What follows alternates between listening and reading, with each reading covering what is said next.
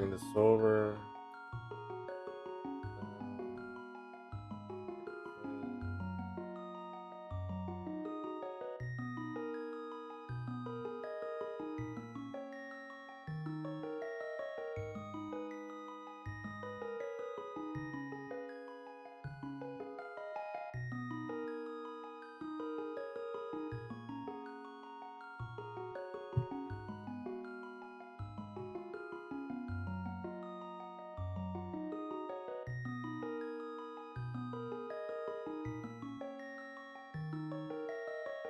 We don't need that.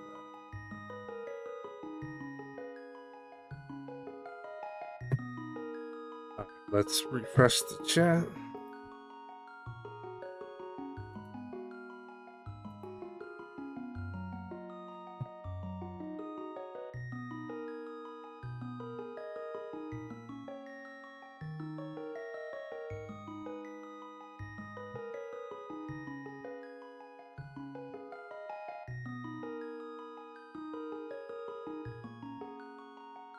Okay.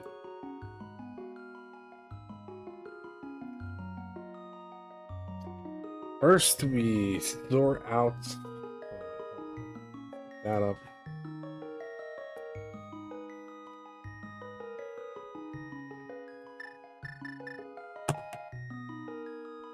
We need notes.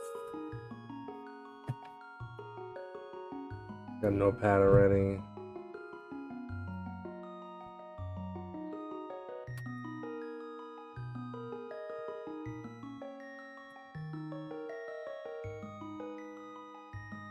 Oh, what I should do.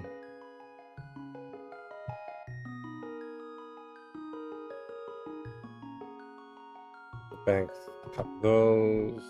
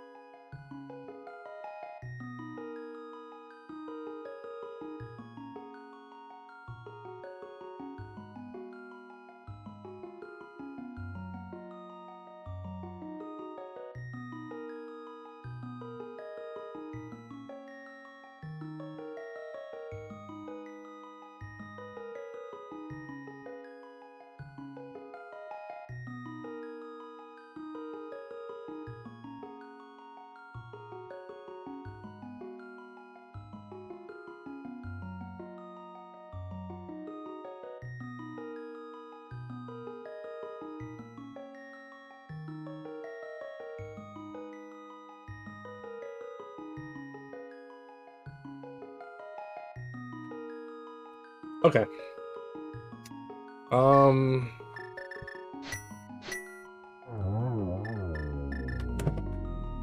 We are going to learn how to somewhat speedrun this game. The goal for the Super 16 is to get the Master Sword. So we'll see how that goes. I have beaten this game a couple of times. I've never in a speedrun type of way, I guess.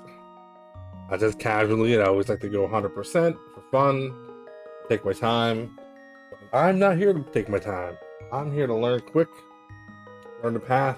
I generally know where most of the stuff is anyway. And I have done 2 or 3 full playthroughs of this on my YouTube channel already, so if all else fails. I'm pretty sure that this is a pretty easy goal. But I'm sure there's gonna be some tough areas.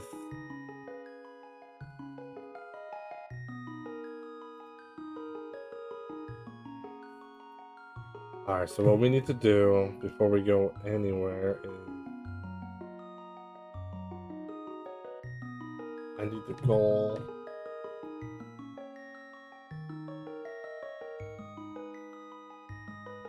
Splits, Zelda. Oh, I do have some notes. Get sword.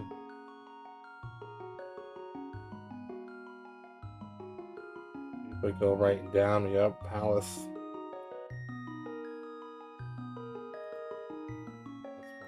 That's fine. I just need to know goal list.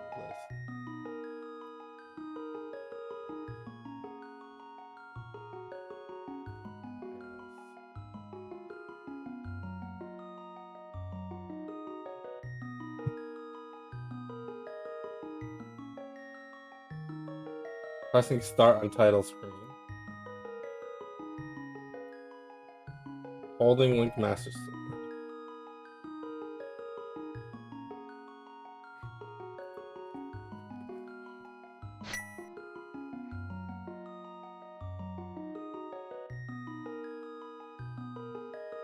So I guess what people are doing when they do this, because the time starts when you press start, you don't really want to spend time making your name. But we might anyway, just because we're not in speedrun mode yet. We're just in learn mode. What's going on, John? Over on the YouTube.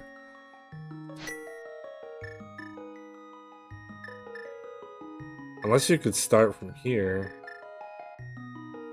I'll have to verify that, but it doesn't matter.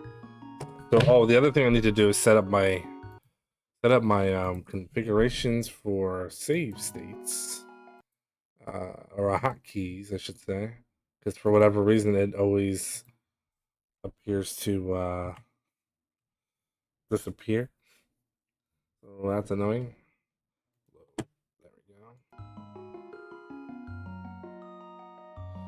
Big Legend of Zelda fan? Yeah, same.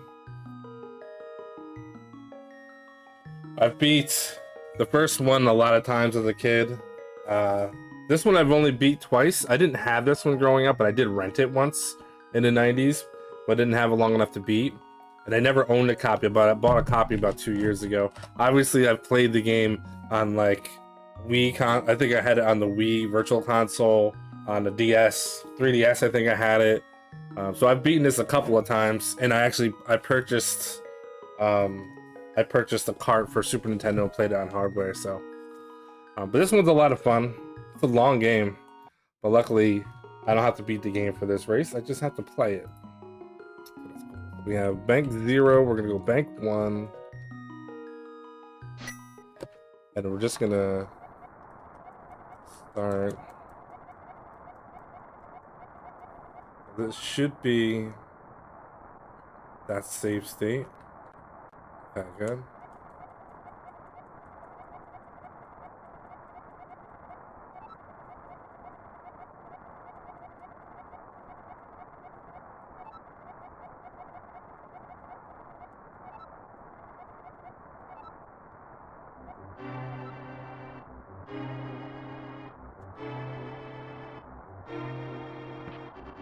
Alright, so as soon as he jumps out of the bed. Actually, you have to hit the button to get out.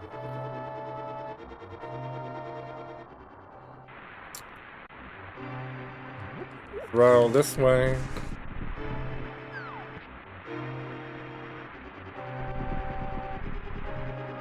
You've never played this one? Yeah, this is old school. So you like to play the 3D ones, like Twilight Sword or Breath of the Wild. That's newer one. Princess one. There's a lot of them on the DS as well, the handhelds. Lots and lots of Zeldas, but this one is pretty close to gameplay of like the NES one, but just better. The Game Boy has some good ones as well.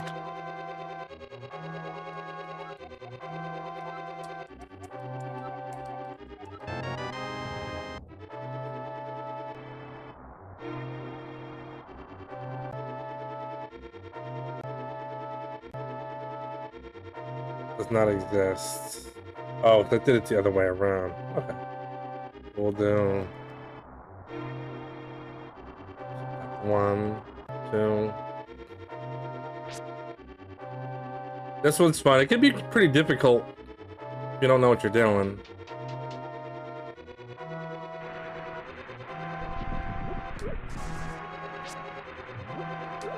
Can I not slice those? I can't slice these.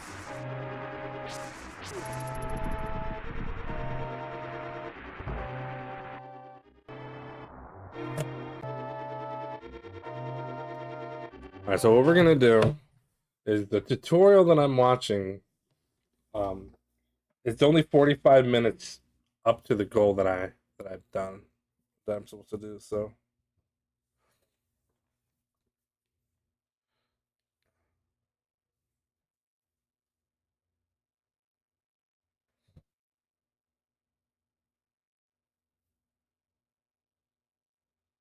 you played it on an emulator but didn't run that well. Oh man, that's like recently. I emulated this back in like the 90s. As long as you have a PC and a decent emulator. Some emulators aren't great, but most of them are pretty good.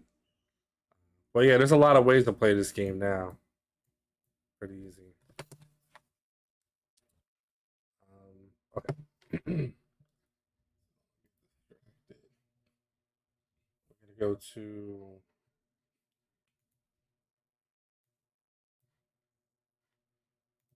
And I'm a Link to the Past speedrunner. This is a guide intended for people who want to This run is Link to the Fruit Past for the Bats. first time. Here's We a cover the speedrunner. basic route and some of the techniques you'll need to learn I could before your speed first this run, up a little as well as bit. some of the safety strategies I would recommend to first There's timers nothing rely too on, crazy but here. I'm not going to talk about the more advanced tricks, the ones you'll need to practice and learn for a few hours to shave a few seconds off your run. You're not going to have to worry about those just yet. The great thing about speedrunning Link to the Past is that the majority of the time that you save as a new runner comes from just playing the game better, not dying to bosses, losing fewer hearts in the dungeon, that kind of thing. So once you watch this video and gotten the route down, it's just a matter of going through the game start to finish and honing your skills. Once you start to feel more confident, you can start dropping safeties and learning more difficult tricks and that kind of thing. But for now, this is just going to be the basic route and the techniques that I would recommend you start with. You'll also notice that I'm playing on the US version of the game. Most of the speedrunners you see are going to be playing on the Japanese version. There are a few different reasons for that, but for now, for first timers, I think the US version is a fine place to start. It's pretty helpful to be able to read and understand the text until you know where everything is. So let's go ahead and get our first run started. If you are using the SRL or Speedruns Live timing method, it means you're going to want to start your timer at file select. So that means the moment I start up this very new file here, Fruit, the moment I hit A, is when your timer will start. Okay, so you can create your name. Starts right now. So for this first part here, as Zelda is chatting with you, this part takes a little bit more than 20 seconds. You're just going to want to be spamming buttons, as you can see I'm doing on the visualizer in the bottom left. You can see I'm spamming A, B, and Y. This is pretty much what I'm going to do any single time dialog boxes appear. The reason I avoid X is because X will find our uncle dead, or just come out here, use your sword to slash through these bushes. Be careful of these guards, they move randomly. They tend to be pretty easy to avoid with a little bit of practice. Alright, so we're going to go in. We're going to go left. Up through this way. Wrap around, go in a dungeon. These guards can be a little bit tricky in this hallway. Just kind of avoid them. That'll take a little bit of practice. Come down here. Now this guy can be killed a number of different ways. That I just did right there is probably the easiest and fastest way to do it. But if you don't want to do that sword spin, you can also just slash him 3 times. Pick up his key. Sword spin's fine, I can do that. Drop down. Just avoid these guards. If you're taking any damage at this point, there is a heart under this pot. That'll help heal you up. These guards in this room are a little bit interesting. You can see I can come through right like... Okay.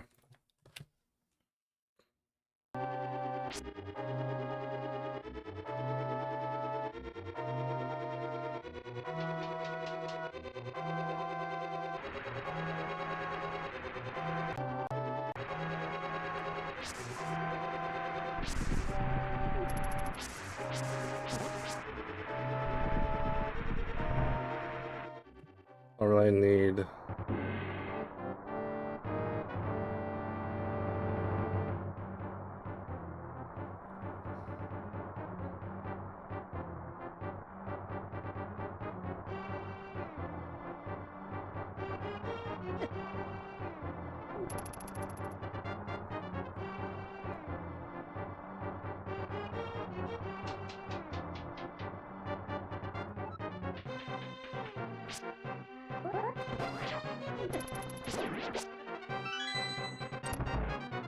So that would be like...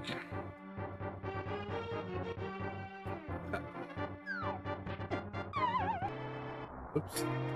We wanted to... Alright, we'll use 0 for that. Gotta go. Hey, well, thanks for stopping in. This will be up on YouTube if you want to check it out later. Or check it out. Check out the channel in about a week or 2 when I'm doing runs of this. Or not. Appreciate you stopping by either way.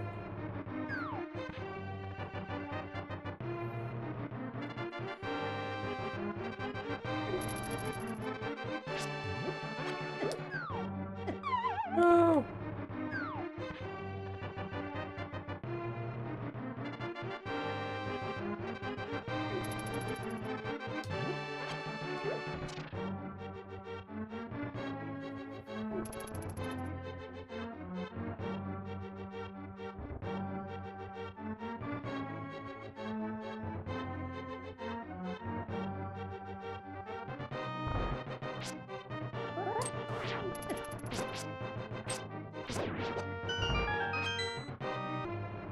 we're gonna save.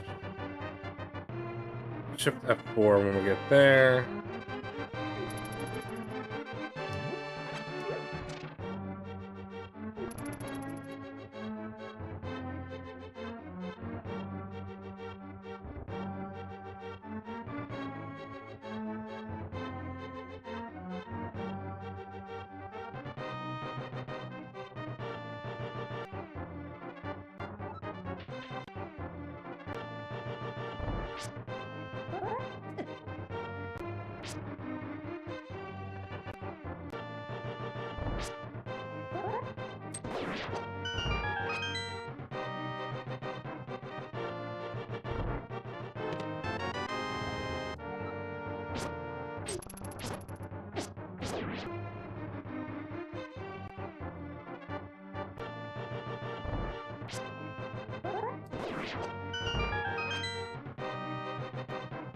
Alright, now I'm curious.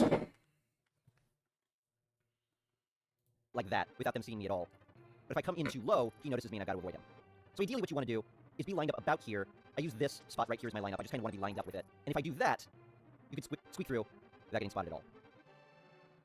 Discard again here, just 2 slashes. We'll kill him and open the door. If you want to be a little bit more clever, you can come through here with your sword already charged. Hold down the B button, come in, give him a spin. He's dead that way. This next room here, you could swipe your sword before you go in. It's another blue guard. He takes 3 slashes. Or you can just poke and spin him like that. Kill him immediately. Pick up this boomerang. Grab that key.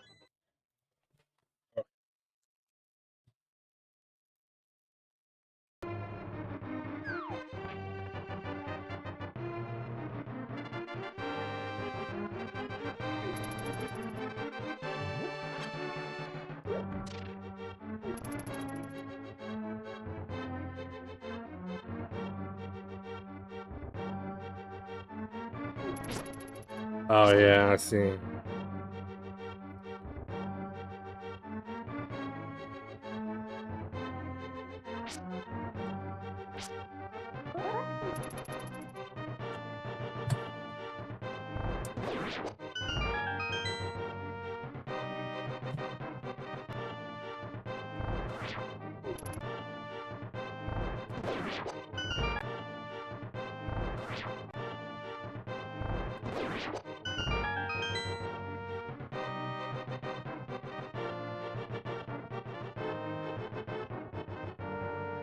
Not mean to do that, but that's actually easy enough.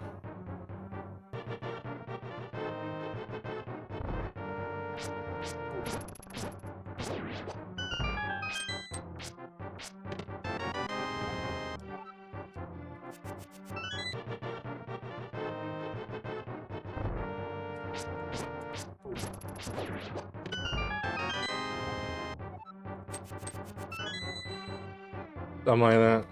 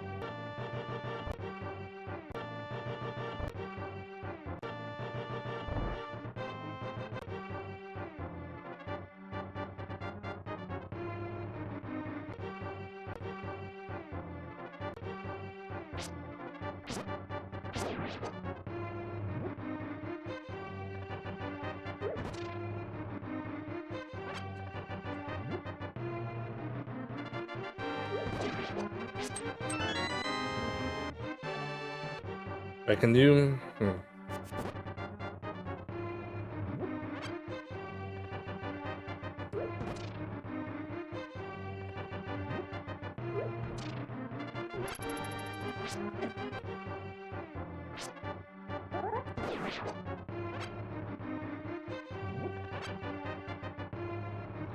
F1? Nope.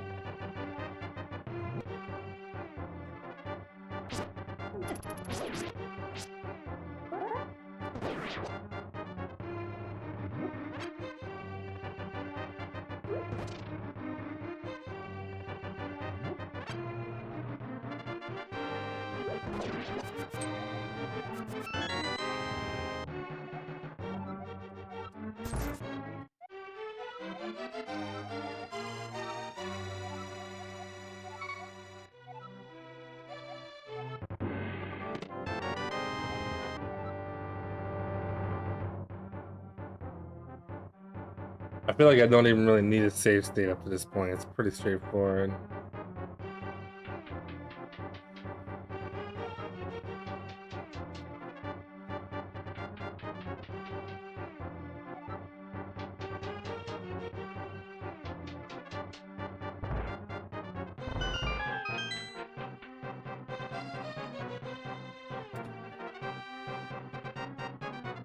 Oh wait, I can go up here, I forgot.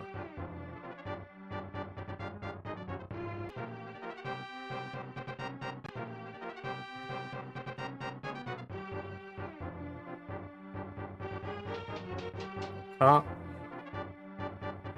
Around. Walk across this way. Up.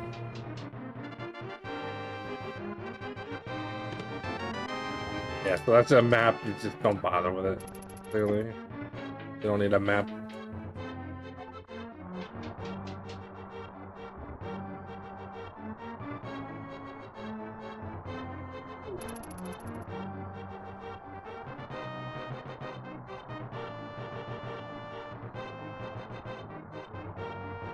Oh no, yeah, we go down, out, dialogue.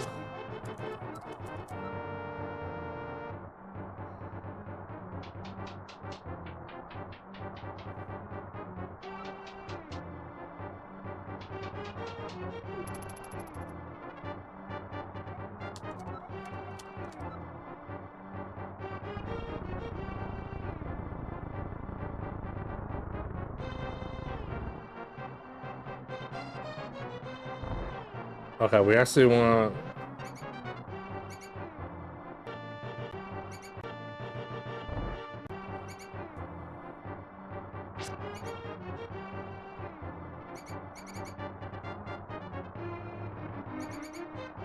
Yeah, I think we start, go to the right. Just go.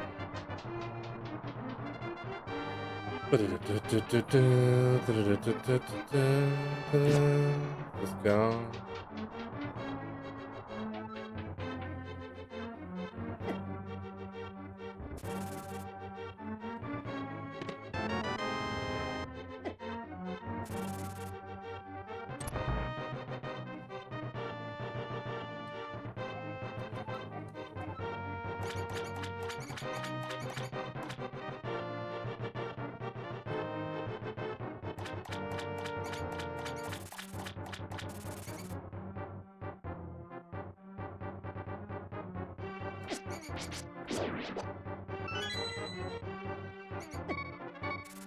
Ouch.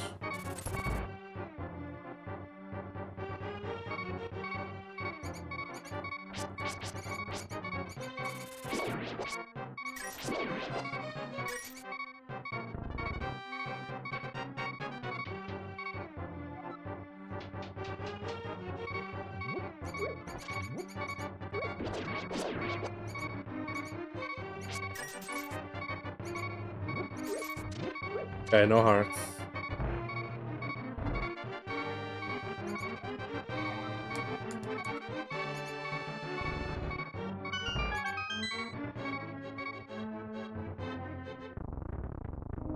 Alright, so that's a whole scene. That's a whole thing.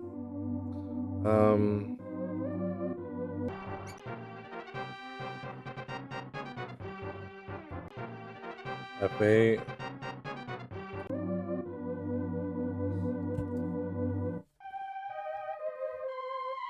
Alright. That seemed pretty easy. We're gonna start from the fresh. Work our way back there again.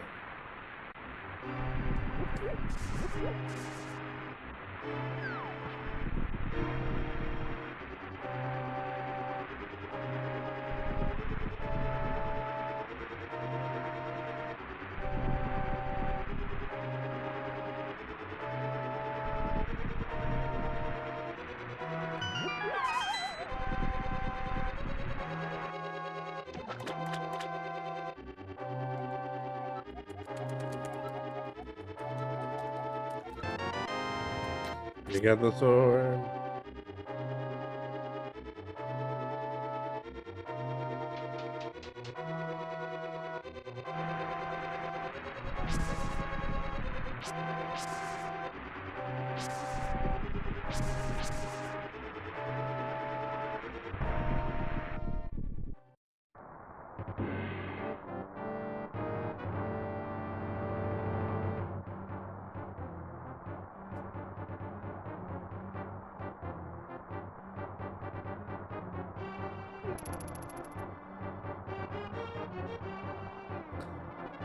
Zig and zag action going on.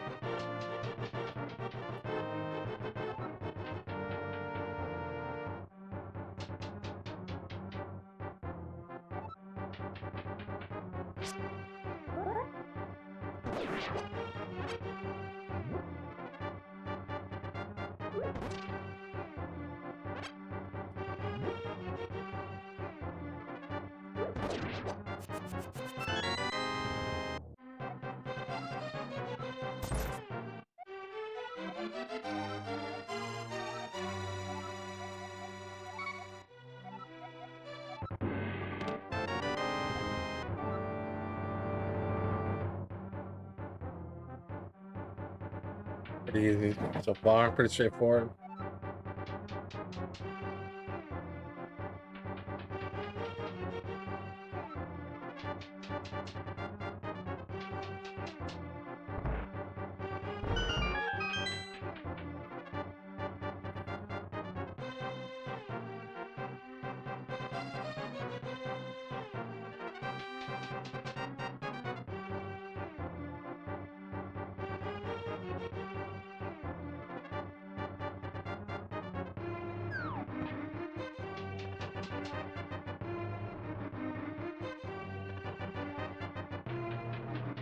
Pretty sure it doesn't matter if you go left or right out of here. It should be the same distance.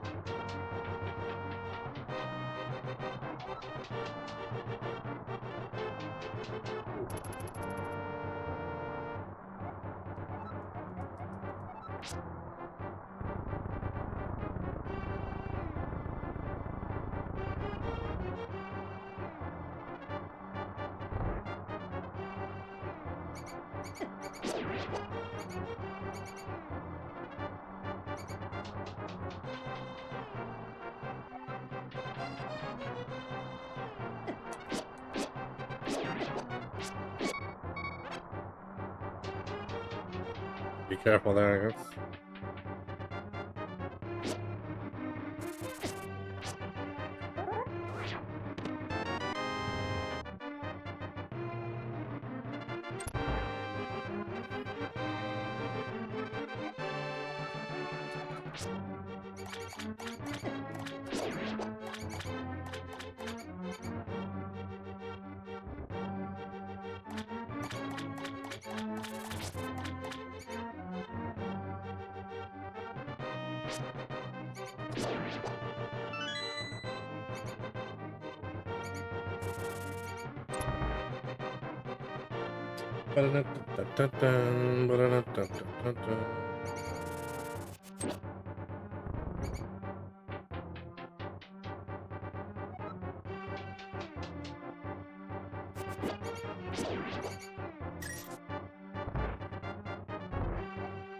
Oh, I meant to turn right there. That's bad.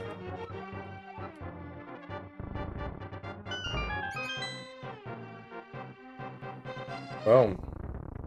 All right. Easy peasy.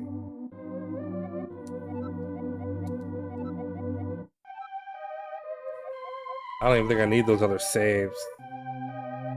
So we're gonna go, that's the beginning.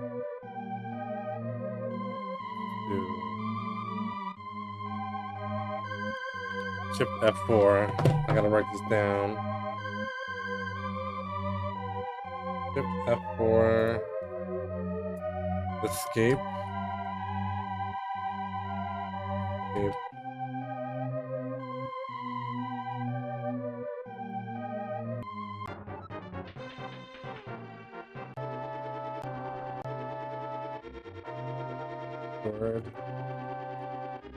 Sword get.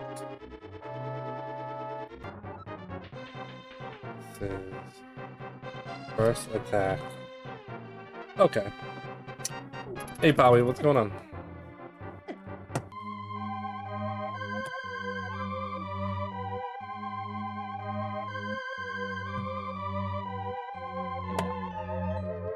Key to unlock the door, and we continue.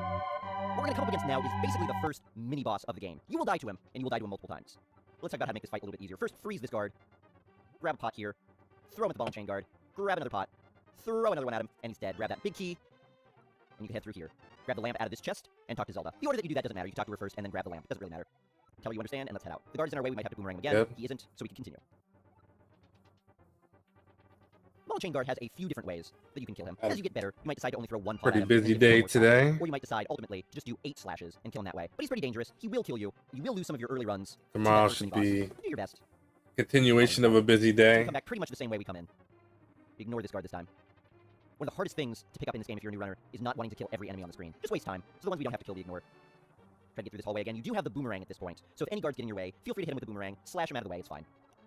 Go through our dialogue box there, and we continue on. Again, this part of the game is mostly just knowing the route. Come up to the left here, push open. And fast forward a This spot. little You can't bit. do that until you have practice. Our buttons as quickly as possible. Once this conversation is done, we tell him that yes, we understand. We grab this heart piece here. That will give us an extra heart container for the rest of the run, and also heal us up to full health if we take any damage. Now we're going to head to our first.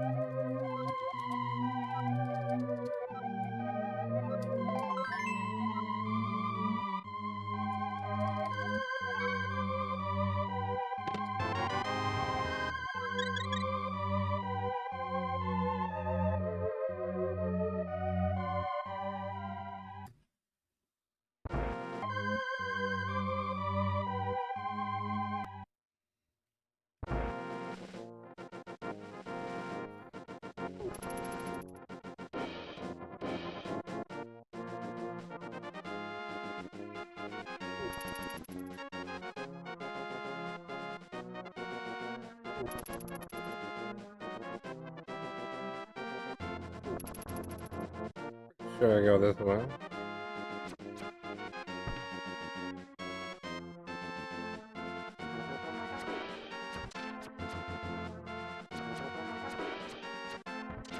Yeah, it's Zelda music is top notch.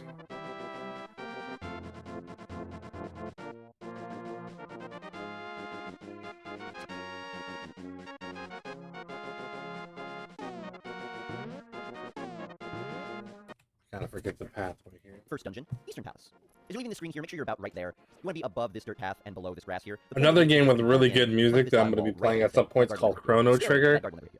It has some of the best music for the Super Nintendo. Every dungeon is mostly just try to do it as quickly and efficiently as you can. It's a turn-based RPG though, like Final Fantasy, so it depends if that's your thing, but the music is up there. We go up that way. Avoid getting shot or hit here. Disarm most, wait for it to come to life, boomerang it, and then walk through it. Jump over there. Continue following Okay, so I screwed that up already. Jump this way.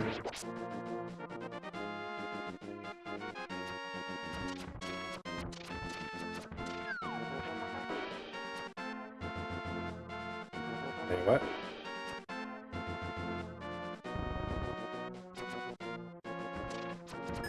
He goes this way. Oh yeah, he does that. Down. Alright, we're gonna start fresh.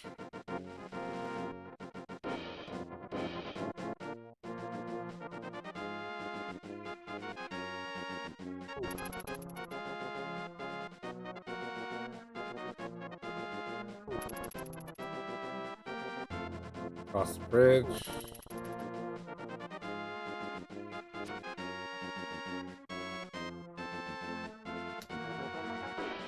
Here. Ooh, almost got me.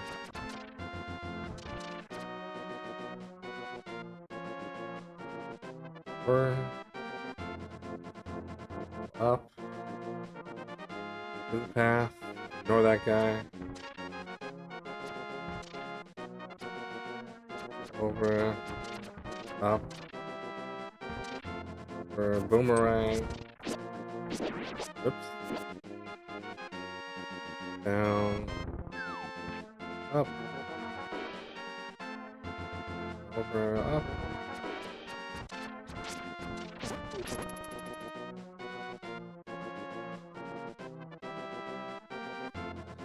So this should be...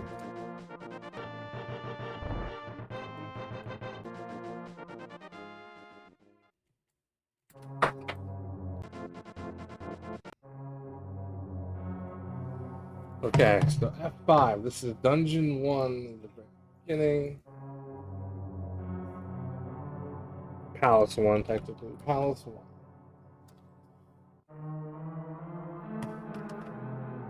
Get the general breakdown of in this path at the top of the staircase here. area. Boomerang that blue guard. And we enter Eastern Palace. In here, walk straight up, pick up this pot, press the button, walk through the door. Press this button, walk through the door. These cannonballs in this room are random. Just pay attention and avoid them. If this is your very first run, I recommend you come around here on this walkway. We'll be able to open a chest containing 100 rupees. Those 100 rupees will be useful for buying a bottle later, make the run a little bit safer. Okay, if it is not your first time, just walk up these stairs through this door. If you're missing any health, pick up this pot, grab the heart, press the button. Not your first time. This room, just avoid the skeletons. If any get in your way, slash at them. Now this next room is the first room where you'll be using an actual speedrun tactic, and I'll show you how to do that. On the floor are some invisible lines. Oh yeah, this is... Okay, we gotta get to that.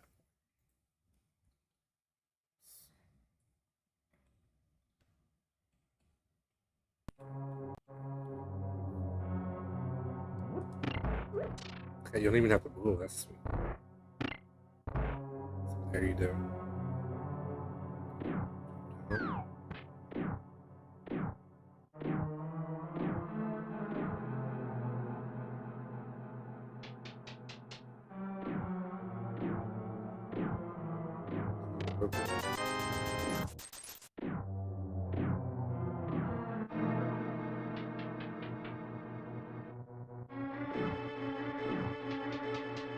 Hold on a second. Be useful for buying a bottle later, make the run a little bit safer. If it is not your first time, just walk up these stairs. If you're missing any health, pick up this pot, grab it.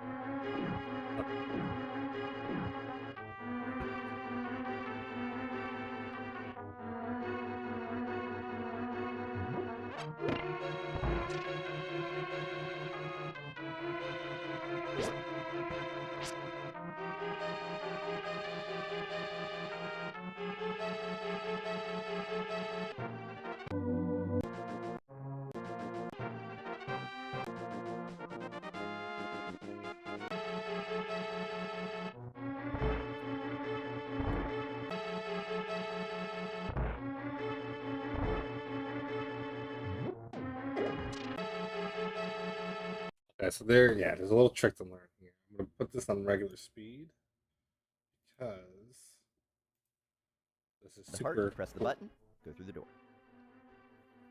In this room, just avoid the skeletons. If any get in your way, slash at them. Now this next room is the first room where you'll be using an actual speedrun tactic, and I'll show you how to do that. On the floor are some invisible lines. I'm showing them to you right now. We want to avoid walking over those lines, because if we walk over them, it causes skeletons to spawn. We don't want those skeletons to spawn. So the way we do this is we walk into this door, we pick up this pot, we walk left. I like to use that little skull on the ground as a marker for me. Walk down, throw the pot to the right, walk up here, grab this pot, throw it down, and there are the two skeletons you clear, and the door opens. If you need even more health, you can pick up that heart as well. Okay. Interesting.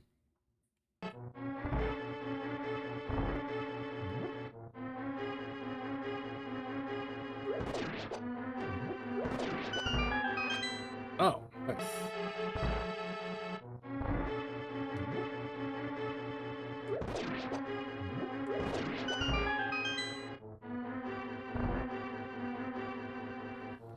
That's pretty easy.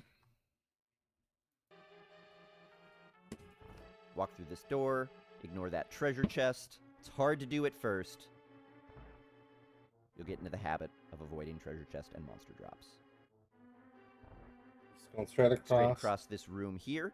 We're going to pick up this pot in order to get 5 arrows. 5 arrows. It's going to be useful for the boss of this dungeon as well as the boss of the next dungeon. Over and down. Dark room here. That's all right. We just follow this path, boomerang that popo, hit the button, walk through this door. We're going to go to the far right, pick up a pot here for a key.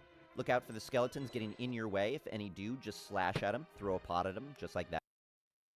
All right.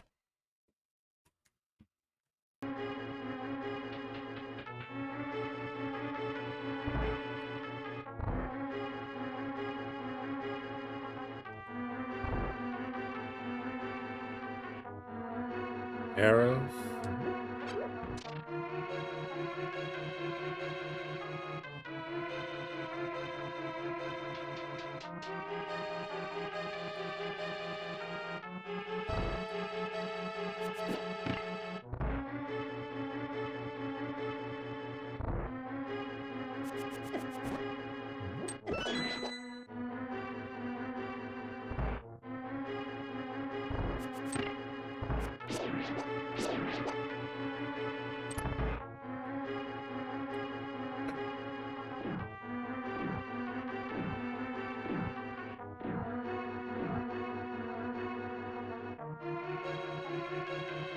Oh yeah.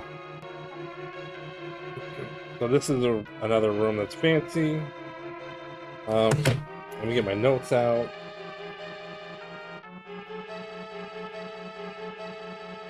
Put that over here. Put it over here.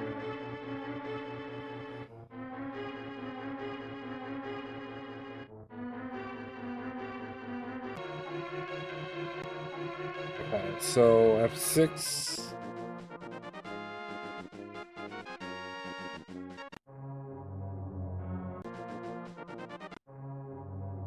F5 is palace start. 7.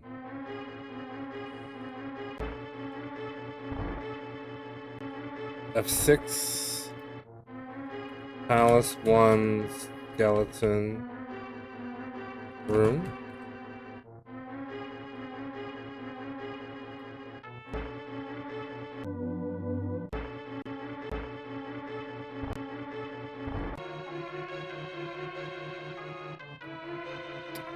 Seven will be Palace 1.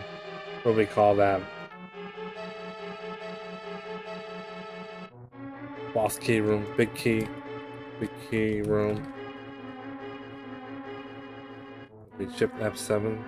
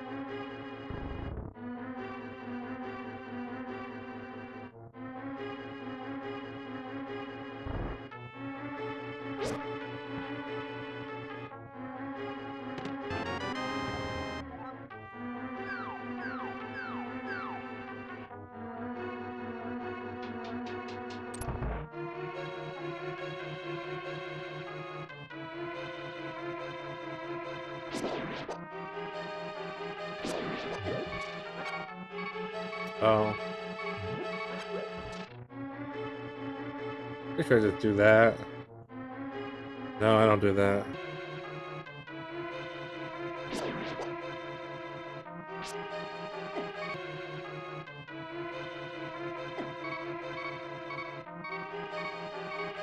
Okay, let's find out what we do here, because I don't remember. Boomerang that popo to get around it, and use the key on the door. Follow this walkway. Next room, another speedrunning tactic. This one isn't too bad, though, this room. This room, normally, you'll be killing these monsters. Once you kill all of them, these anti-fairies will disperse from around this pot. You pick up the pot, there's a button underneath, you press the button, chest appears here. But that's pretty slow. So what we do is we use invulnerability frames, which is what happens after you get hit. You can notice Link is flashing there for a little while. While Link is flashing, we can't take additional damage. So we use that flashing effect in order to get through the anti-fairies, pick up the pot, and press the button while they're still there. This takes a little bit of practice to do. It's not too bad. You should be able to pull it off. Let me show you how it looks. Down, get hit by this popo here, walks take the to damage, the right. pick up the pot, press the button, and now we can get the chest. Yep. That, Easy in my peasy. opinion, is the easiest way to do it. I like to use this little wall here to line me up, and you can do it pretty consistently with some practice. Yep. There you go. Of course, if that's frustrating you and you don't want to take the time to learn it, just clear that room casually. It's fine. Ideally, you just want to get your very first run done, but that's a cool trick to learn. As we come back into this room now, pick up these two pots to pick up those arrows. Yeah. Avoid that skeleton. I did forget that. I should probably go here, back down. Get the bow. Oh, we actually didn't leave this room yet. Avoid the skeleton coming through again. I did leave Get this through room. this door as Okay, I'll quickly come as back possible, out. because you don't want to get hit by those floating skull heads.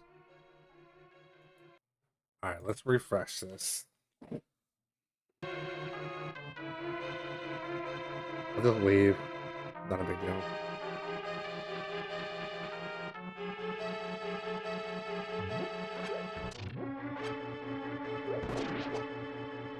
I just have to remember that for...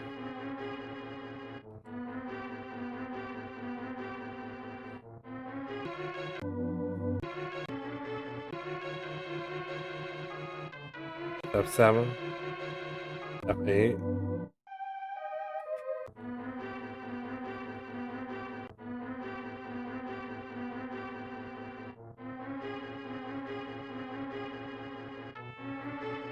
Okay, now we see what we do with In this room, just kill these popos, get them out of your way, switch over to the bow and arrows. we do have to kill the and one bow guy. And arrow that Cyclops. He'll drop a key, pick it up, come to the left here, and go through the Get walkway. out, close the door. This room looks terrifying, but it's not actually that bad. These anti-fairies are going to bounce around. You're going to want to avoid them. It might panic you at first, but if The you top follow this right or path, top they'll left? never hit you. Watch what I do here. Come to the left, pick up this pot, get those arrows, pick up that pot, get those arrows, pick up that pot, press the button, come through the door. This room is a little bit interesting. So we got a couple of rooms here that are a little tricky.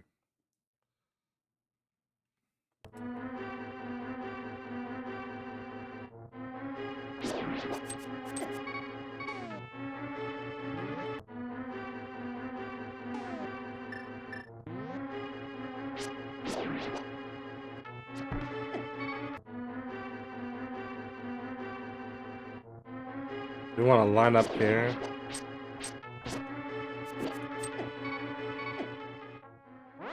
Okay, so what we're gonna do, I think, is when we come up, at some point we're gonna need to switch, like maybe right there. We're gonna go in.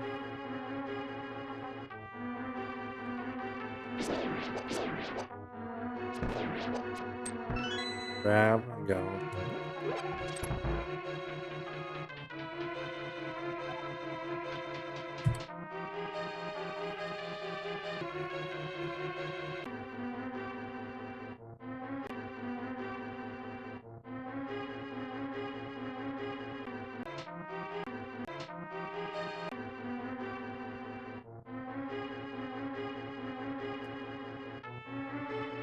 I gotta fix this save. Alright, I'm pretty sure. Oh no. Okay, we're good.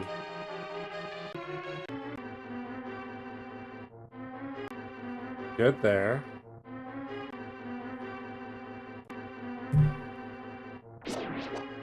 Oh, the save is that I want to switch from here. This is where the save should be.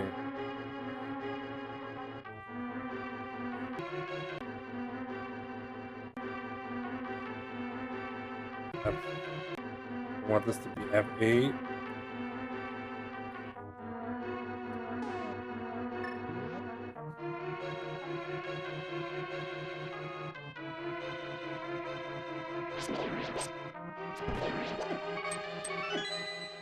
Oh no. Oh, but we're hurting on health.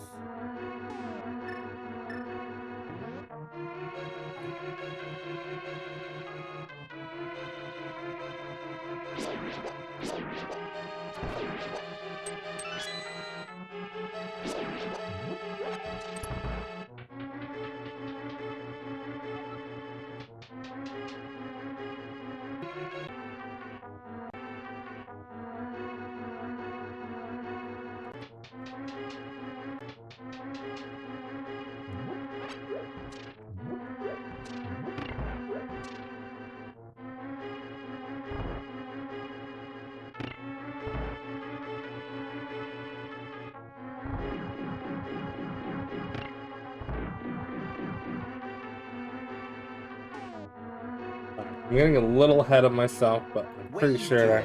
There's hidden buttons behind each of these cyclopses. Yeah, that the bottom one is is the one you want to hit. That I already knew. But we can hit that button without moving the cyclopses at all, and here's how that looks. Just like that. It's a little bit scary. That. The cannonballs in this room are random. Just avoid them. Try not to get hit. Pick up these pots to kill the skeletons. Use the arrows to kill the cyclops. As you go into the next room, special there. Swing your sword, that's the boss charge room. It up, walk through the door. Oh, this use your room. Sword spin to kill these popos. These two cyclops can be a little bit interesting. You want to put 2 arrows into each of them, and if you're doing it optimally fast, you want to do it in the first time that they both wake up. I find it easiest to put 1 arrow into one, 2 arrows into the other, and then 1 arrow into the first one again. And that looks just like this. If you're fast, you'll be able to do it. This is also a great time to talk a little bit about arrow mechanics. So Link's arrows do not follow a pattern of you just hit Y as quickly as you can and they shoot. You notice Link pulls out his bow but doesn't fire an arrow as I'm spamming the Y button. That's because you can't shoot a second arrow until the first arrow hits something. In this case, it would be the far wall. So you'll notice if I hit Y, the second arrow won't be shot until the first arrow stops moving. Classic. One arrow, one shot at a time. Learn how to time your arrows for certain areas like these 2 cyclopes, and most importantly, for this boss that's coming up. Let's fight our first dungeon boss. Okay.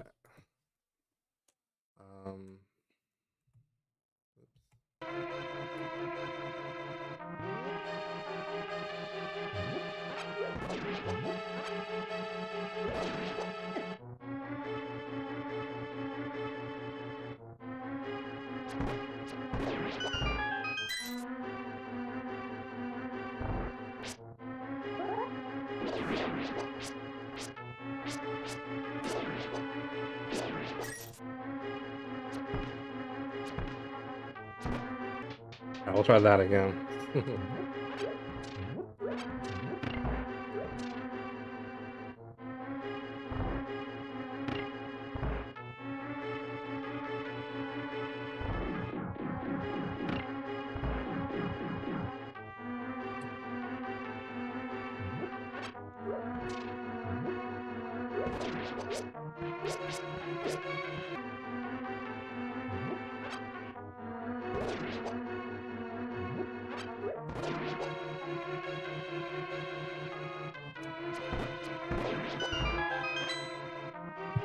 Oh.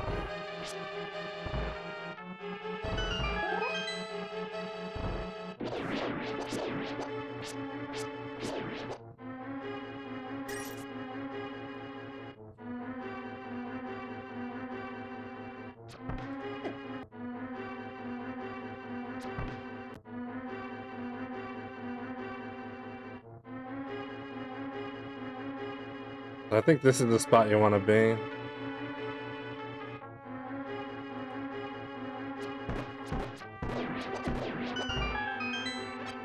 But also, before we move on, more arrows. We need them. The heart at the bottom left. The heart. So heart here, heart here.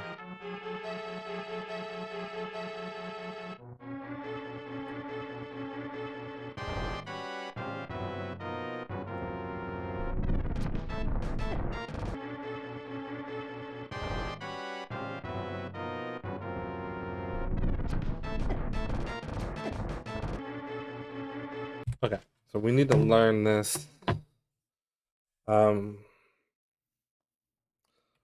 F9. What's F8?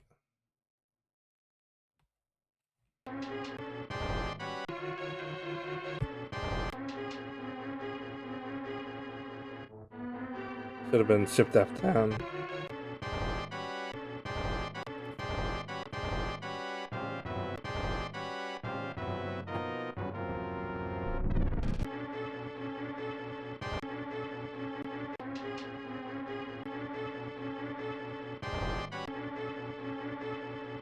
Okay. These Armos Knights are a little bit interesting. They'll always follow the same exact pattern, separating like this and bouncing around in a circle. If you want to kill them the casual way, just put 3 arrows into each one. After you've killed 5, the 6th one will turn red, hop around more aggressively, put 3 more arrows into that one, and then you're done. The quick kill looks really Faster interesting. method, and I think an easier way to learn how to kill these knights, involves listening to an audio cue for timing, and then shooting arrows in a certain pattern. So let me show you the audio cue. Listen as the boss music starts, you hear the da-na-na-na-na-da-na. Then the music starts. When that music starts is your cue to start firing arrows. So listen to the music again.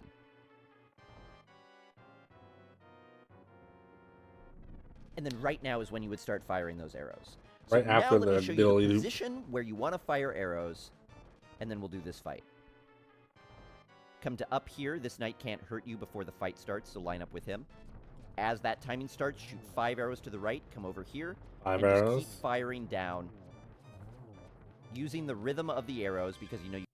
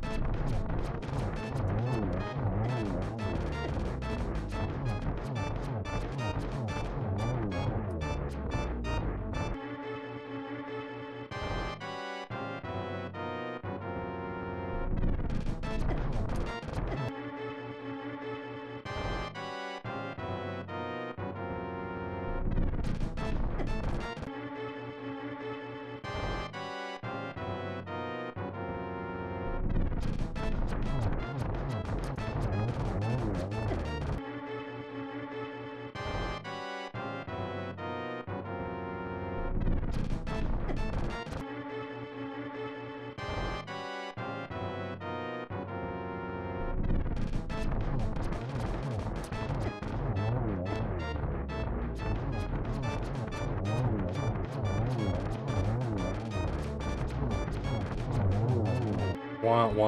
That's not what you want.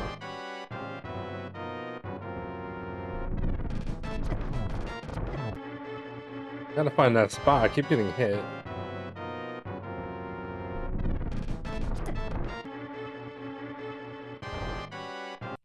Alright, let me see. Let me freeze where he does You it. can't shoot another one until the previous arrows. Time your arrows for search one. Pulls out his bow but doesn't fire an arrow. I'm getting hit by that guy, so he's got to be in a better spot. You can't shoot a second arrow until the first arrow hits the shot until one. After you've killed 5, the 6th one will turn red. How to kill these into the music. You start shooting that, and you'll get it down. The reason we want to shoot 5 arrows to the right here in the beginning... He's right there. ...is we get 2 arrows into that remaining knight. Then when he comes around in his circle, we kill him almost... Okay, I get it.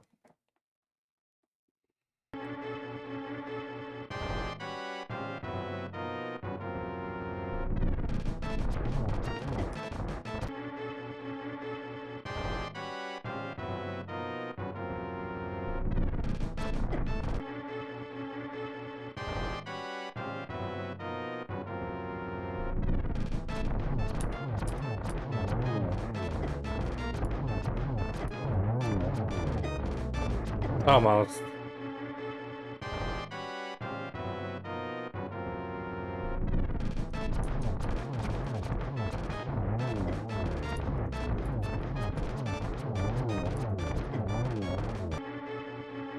Tough.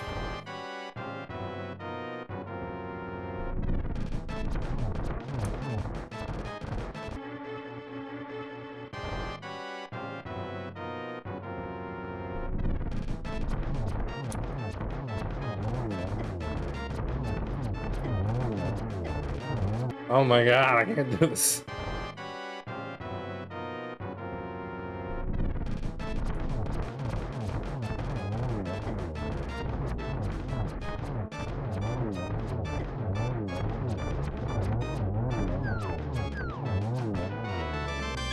Like closer, but not quite the idea.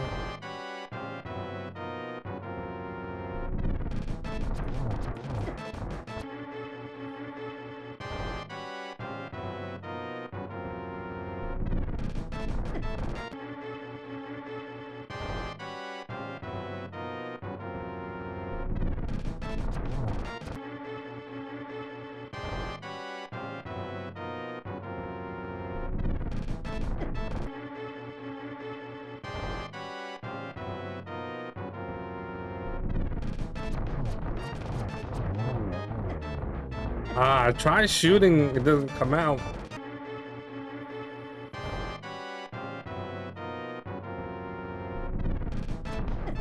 What?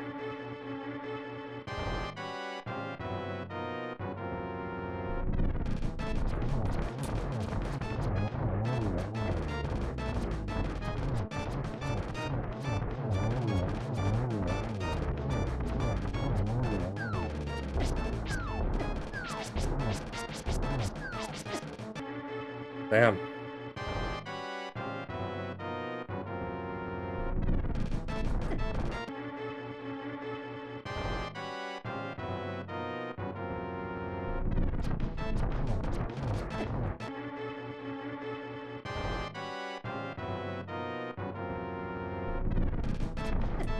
Oh, come on, that's not hitting him?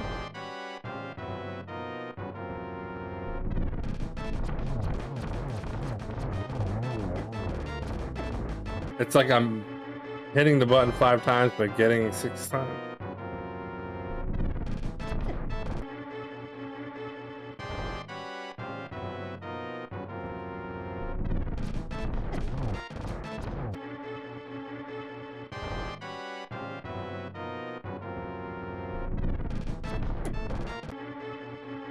This is hard.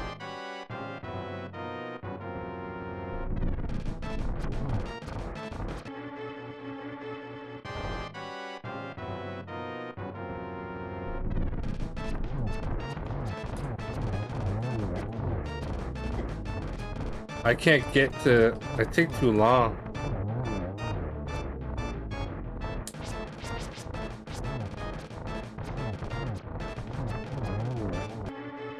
Hmm.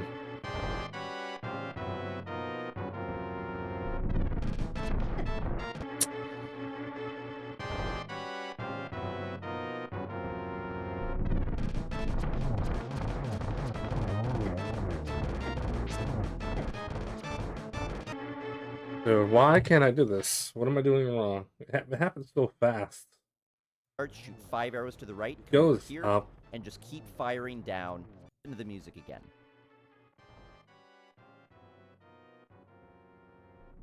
And then as we get first, time your arrows. How to kill these knights involves listening to an audio cue for timing and then shooting arrows in a certain pattern. So let me show you the audio cue.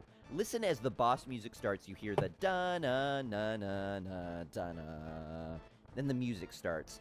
When that music starts is your cue to start firing arrows. So listen to the music again.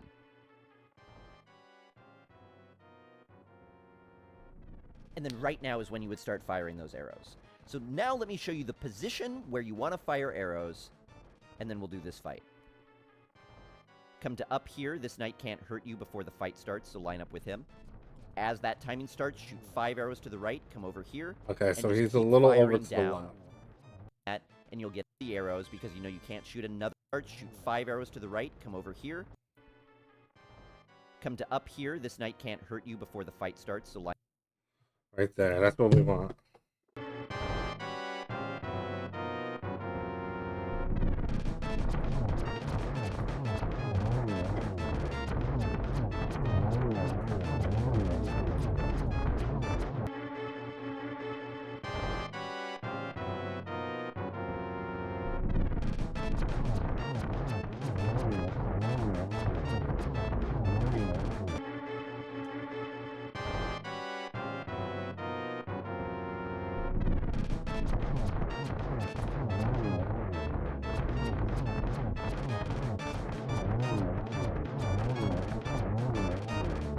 I missed that guy for some reason.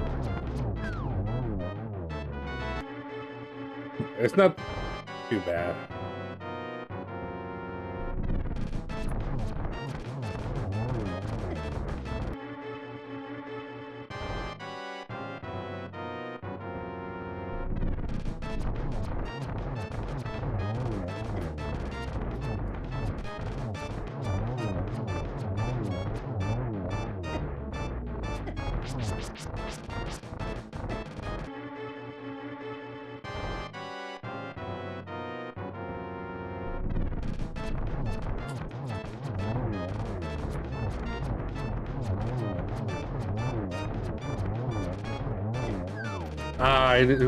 I wasn't over enough.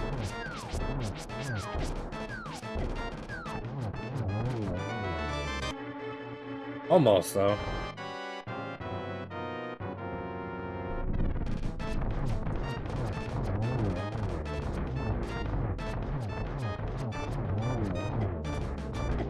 Oh. Why that one always misses?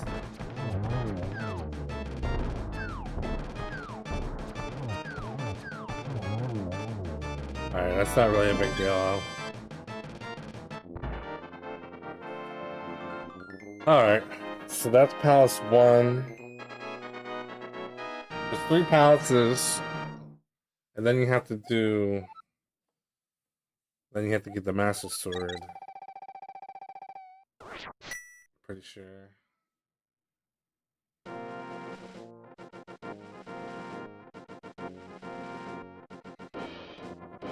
Alright, so...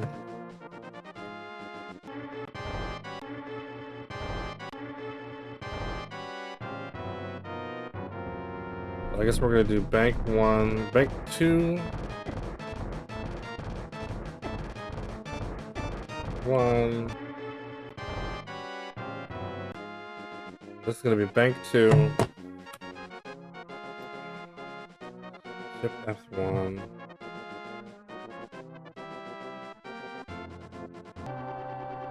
Alright, we're gonna do the whole thing up to that point.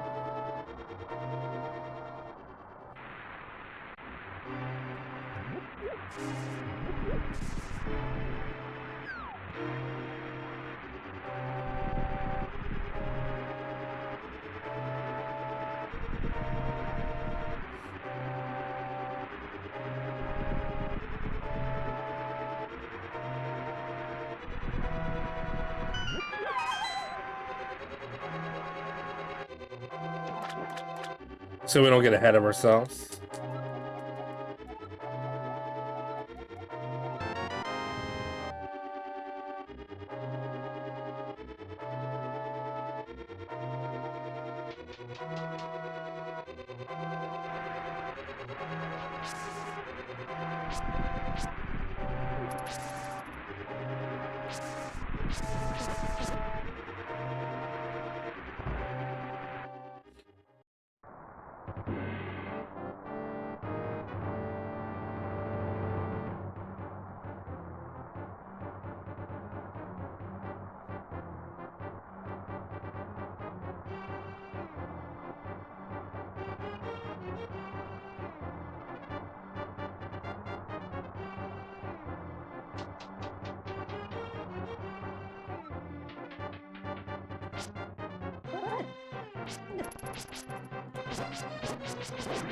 Alright, that didn't work.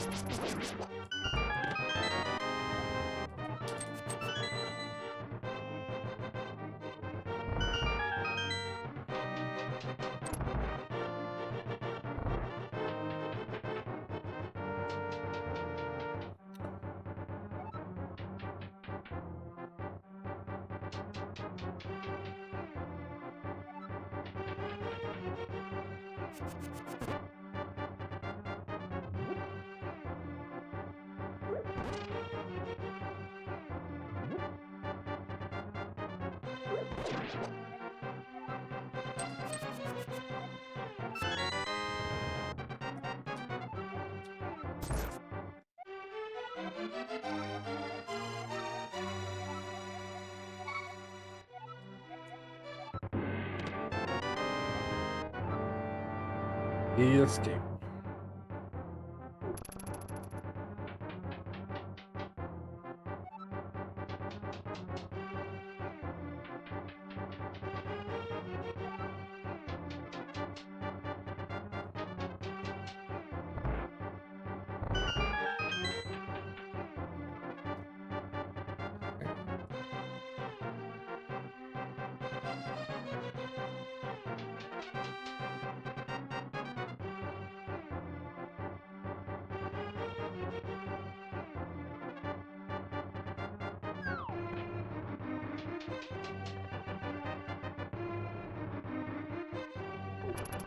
Oh, he almost got me.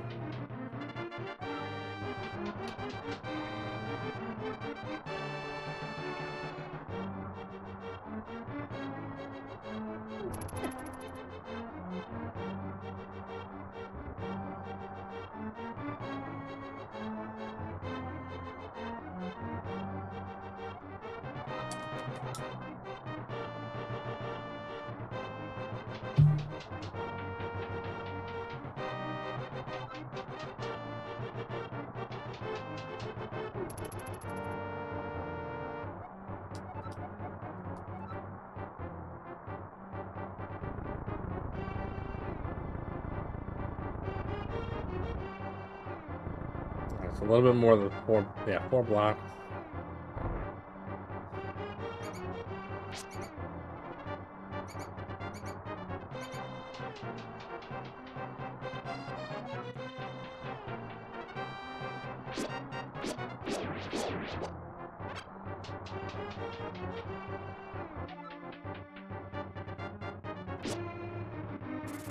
Ouch.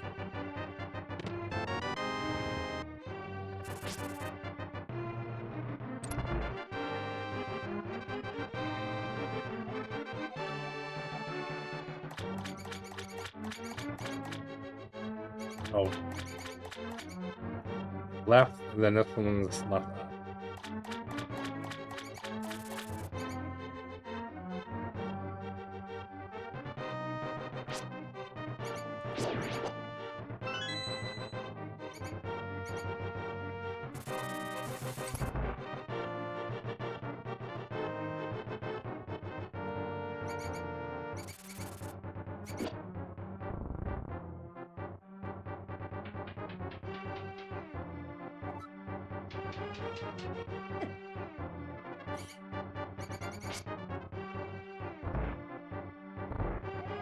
I meant to hold right there.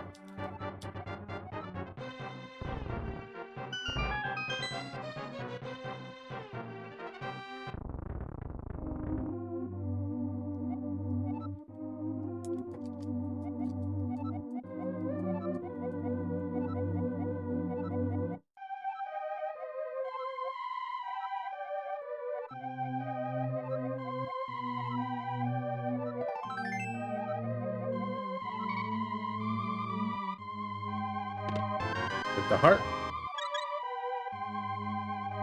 Alright, palace 1.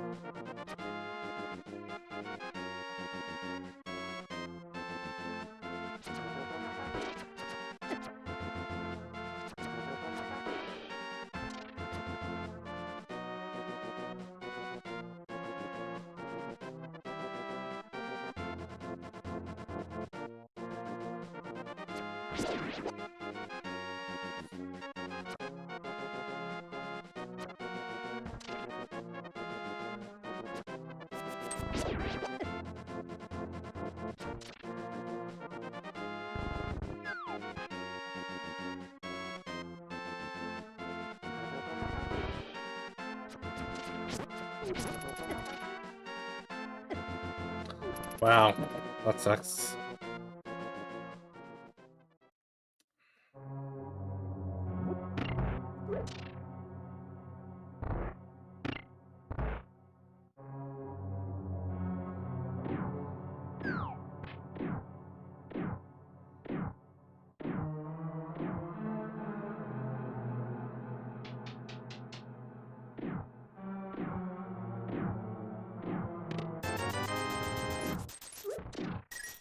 Curious, is there any hearts? This is a lot of cash.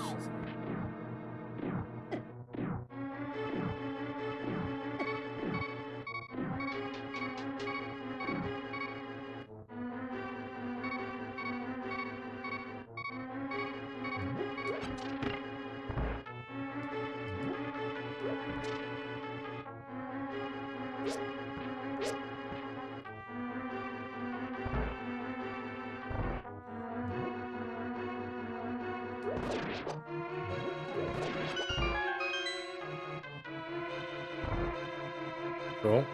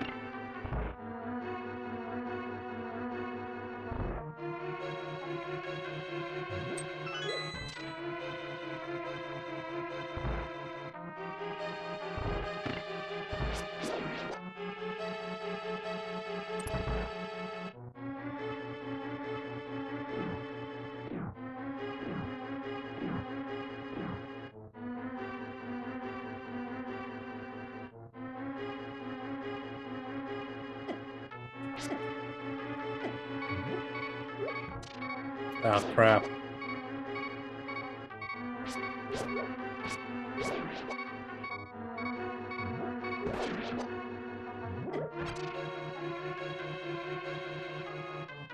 Screw that up.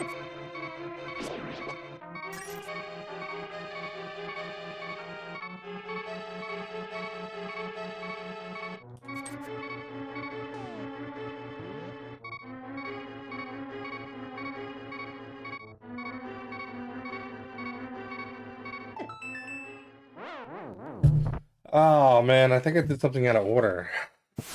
Or no. I didn't. Yeah, screwed it up.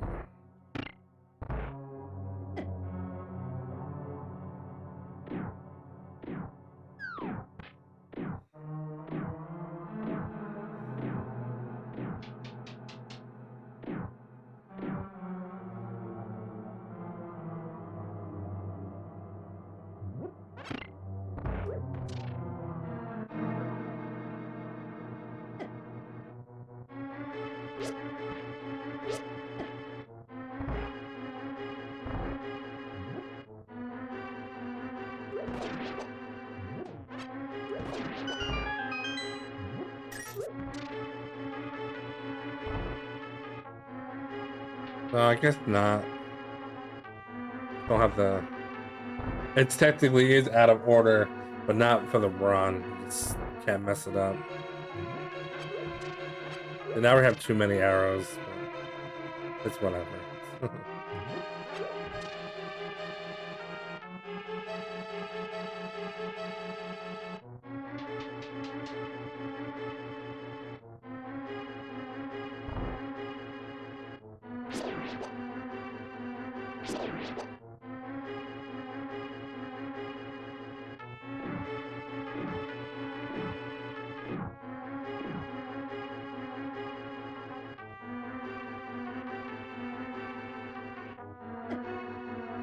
Oh.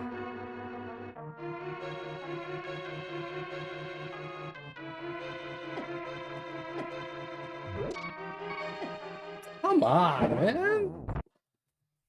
Now I can't do it? Alright, so...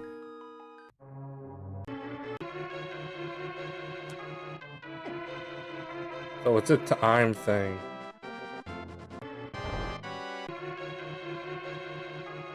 Yeah, it's a time thing, that's why. If I leave and go back in...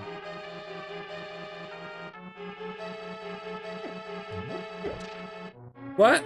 It didn't activate it?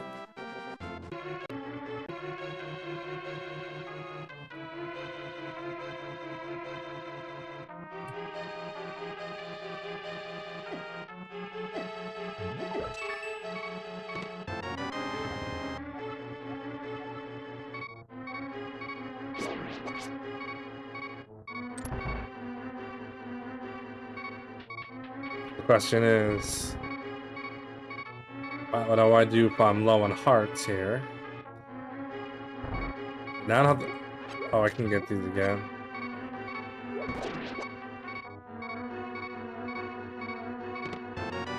Oh no, because this is... Ow.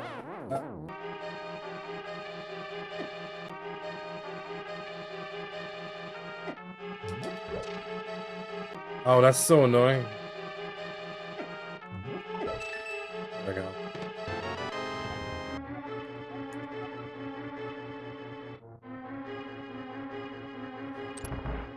Yeah, so I'm gonna need to practice that a decent amount, I guess.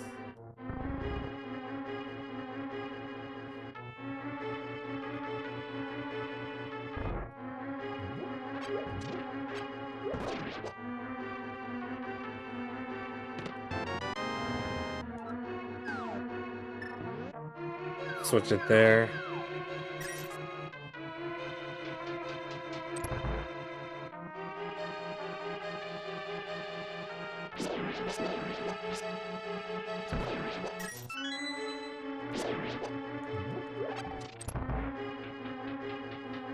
Okay.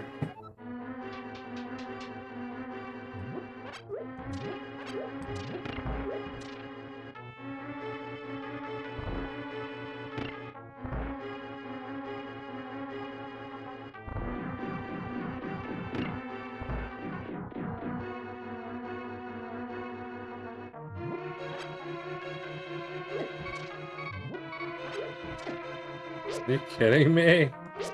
Oh, that's so annoying.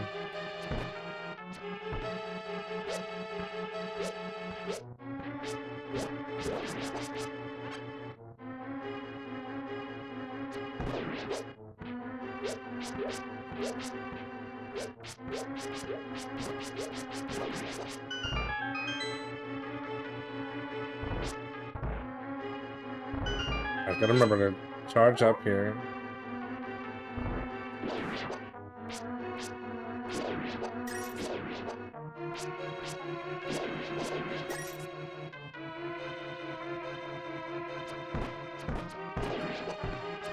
What?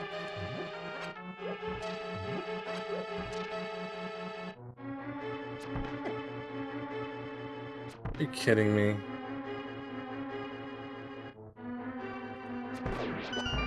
How does that miss though? Too early, I guess. Alright, see if I can do this.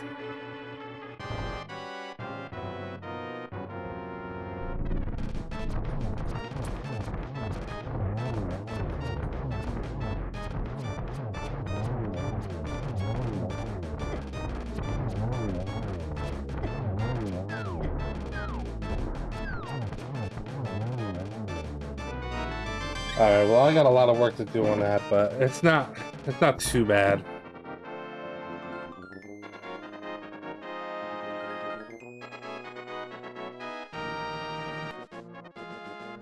Alright, so this is the exit.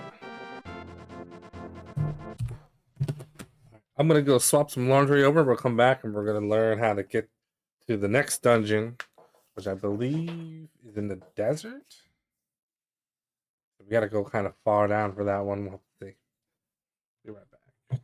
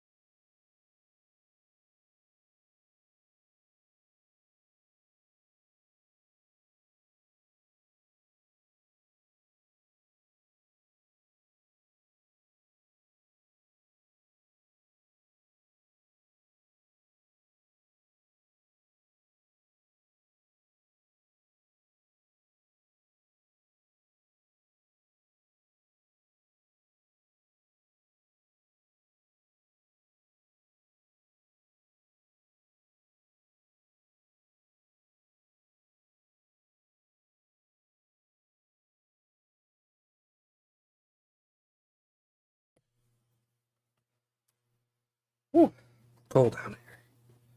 All right. Line up with him. As that timing starts, shoot 5 arrows to the right, come over here, and just keep... So that's the best. The next dungeon we'll be going to is Desert Palace. But before we do that, we have to stop and talk to Old Man Shashrushlusta and get the Pegasus Boots. Pegasus Boots will give us the ability to dash, and once we can do that, we'll be using that method to get around the overworld and a lot of dungeons for most of the time. A lot of getting better at Link to the Past involves getting better at starting and stopping dashes as accurately as you possibly can. So get into the habit as much as you can from this moment of the game, once you get the Pegasus Boots, of when you go practically anywhere, you're going to want to be dashing. It's generally faster, rather than going diagonally somewhere, to dash to the right and then dash down, or you move in cardinal directions like that. If you run into something, you'll bonk back like that. We'll use that intentionally sometimes, but you almost always want to avoid it. There's also a very important movement trick that we'll use a few times, including in this room for the first time, involving dashing, which is if you start a dash and then turn while you're charging it up, you will end up dashing in the direction that you turn to. So we could start a dash, let's say, down here, facing down, and then turn to the right and end up dashing right. It looks like this. So you can see we start the dash facing down, but then turn right before it executes, and we're able to dash right instead. The reason this is sometimes important is as we come back here, pick up this pot and throw it here, it's really hard to dash up into this, because as you turn up, you have a tendency to want to grab onto the wall, which makes it hard to dash. So if you do it instead as you're coming left, hold A, turn up, and it's easier to bonk through that way. I never knew, by the way, that you could bonk those open. I did not know that either. Speedrunning. I always thought you had to use bombs. Yeah. So come here into the back room, pick up 100 rupees The more you know. and 3 bombs. Those will all come in handy in a bit. Okay, so we're gonna go to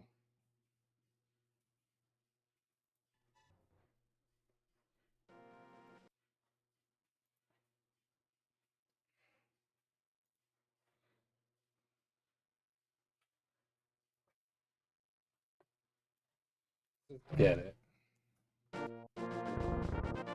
Drop here.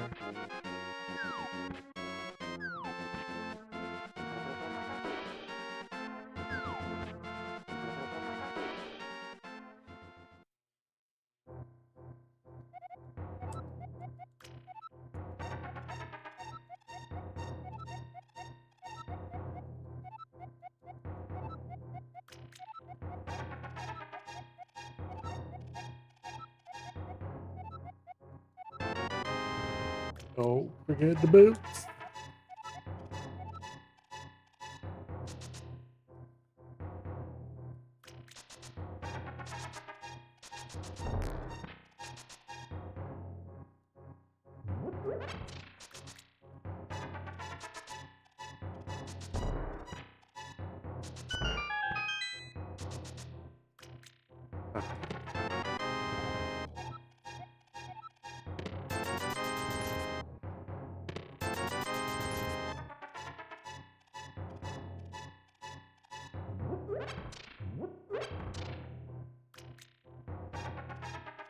Okay.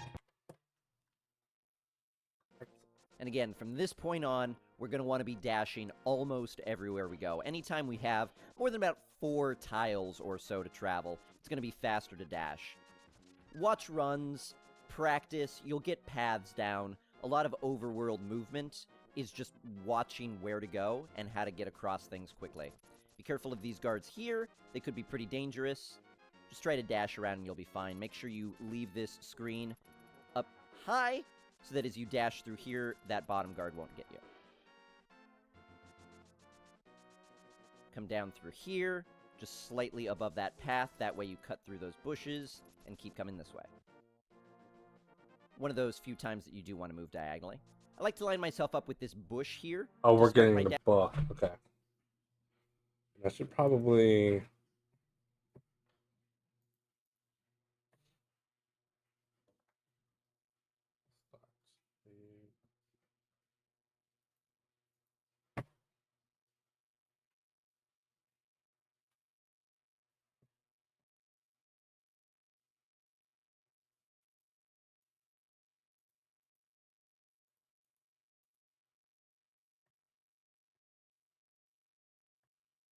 Sword. Grab the key. Boomerang. Get boss key. Stone passage.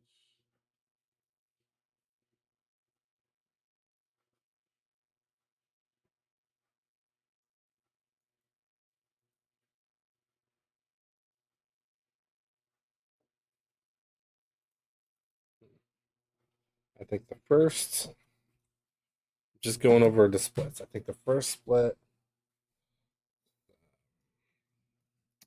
should be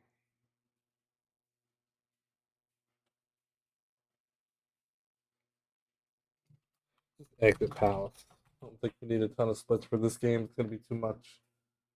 Exit Palace. Or maybe we'll have first split be save. I could probably just do it now. Wow, it's and I could be able to see it, but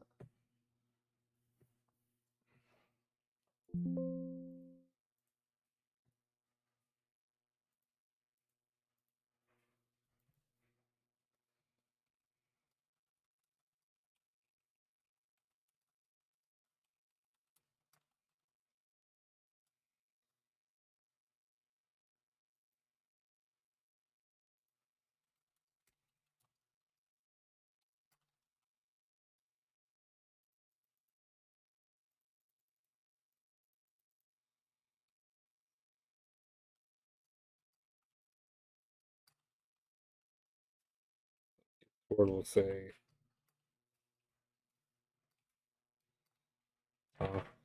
to princess.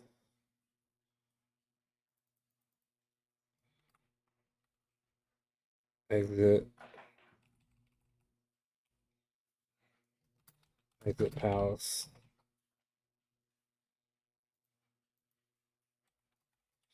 This will be say princess.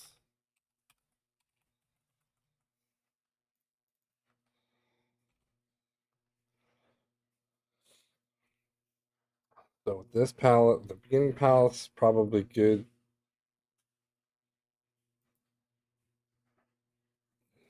Get arrow. Get bow.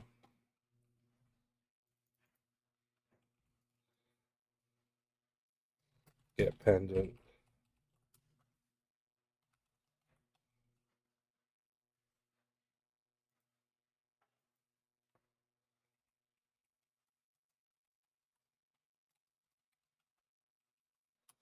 Palace 1.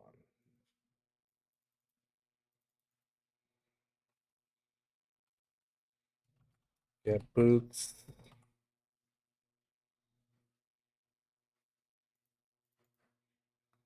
And get book.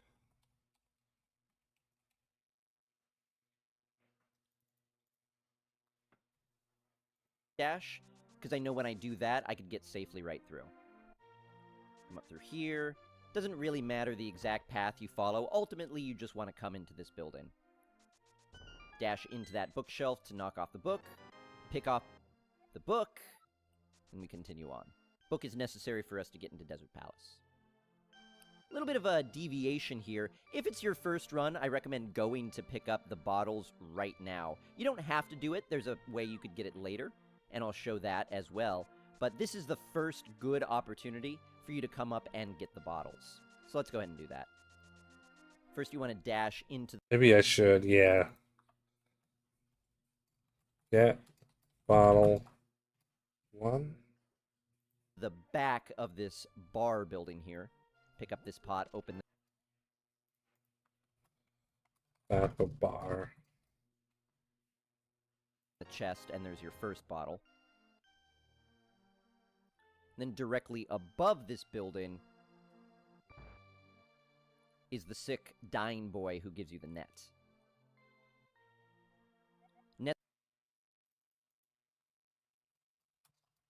I'm sure most people aren't going to be doing this, but I'm going to add it nonetheless.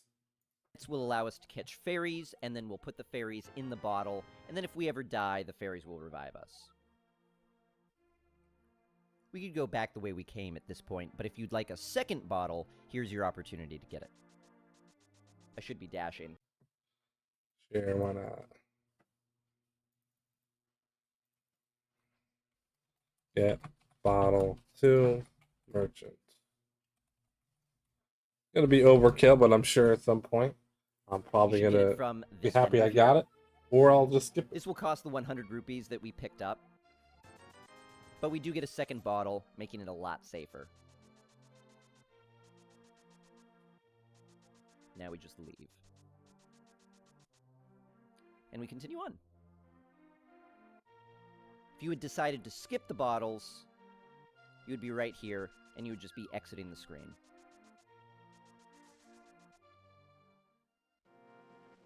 Now that we've got the book and 1 or 2 bottles, we can open up the path to Desert Palace. But if you did pick up a bottle or 2 at this point, and you want to also get a fairy, one of the easiest places to get them is at this fairy fountain just north of Link's house. Dash through these rocks to break them open. We don't really care if we take damage at this point, because we could get full healing here, of course. Catch one fairy. We'll catch a second fairy. We'll get full health. Bang.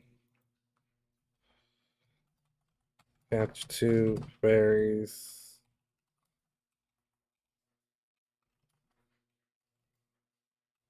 Fresh health. Then we'll continue. If you use your fairies at any point, this is one of the greatest places to get them because it's pretty easy to get to. I'll also show you various locations throughout the rest of the game where you can get another fairy if you use it. The bottles at this point aren't strictly important. A lot of runners will get them after Palace of Darkness, but for a new runner, having the bottles in Palace of Darkness, and to a lesser extent in Desert Palace and Hera, will help you out substantially. As you're making this dash, try to stop about here. I like to use this patch of grass right there as a lineup. If you stop right here when you dash through this screen, it'll allow you to safely dash across the entire desert. Then you want to stop about right here so that you could safely dash upward and get to the platform right before Desert Palace. Use your book here. Make sure you're using an input when that black screen is there, but then immediately stop using inputs or you might accidentally read the platform, which costs a little bit of time. Head around and up into Desert Palace. Okay. Enter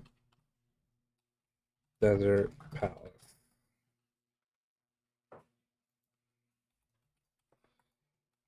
Path to Palace 2.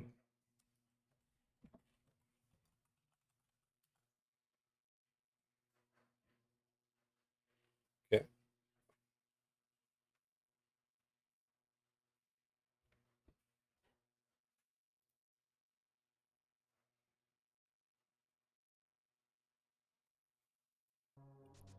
Start by dashing left here and then dashing up.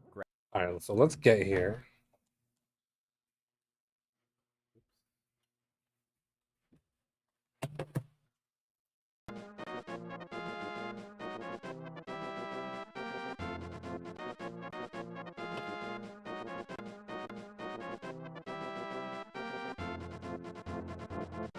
All right.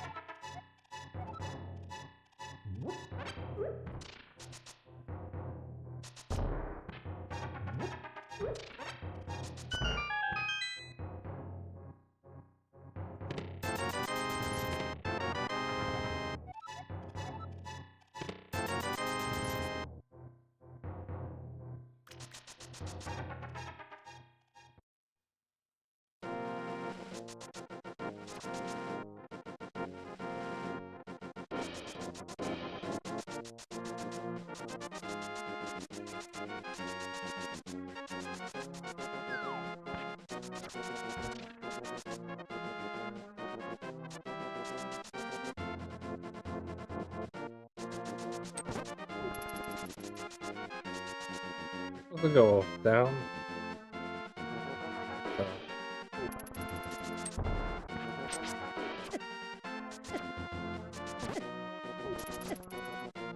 Oh my goodness.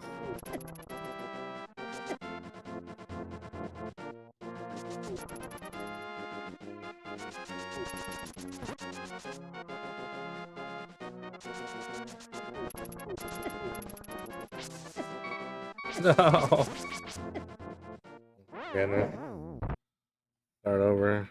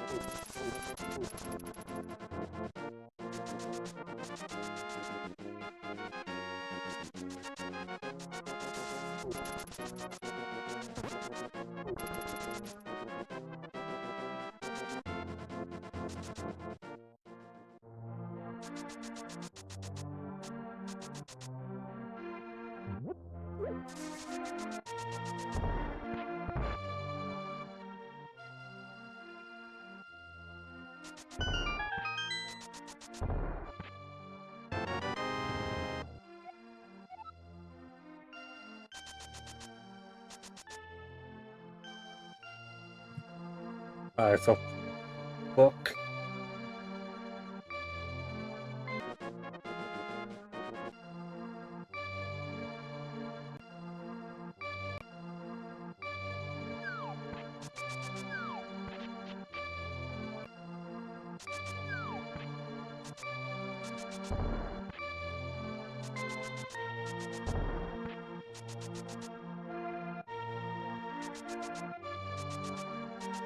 Here. Model 1.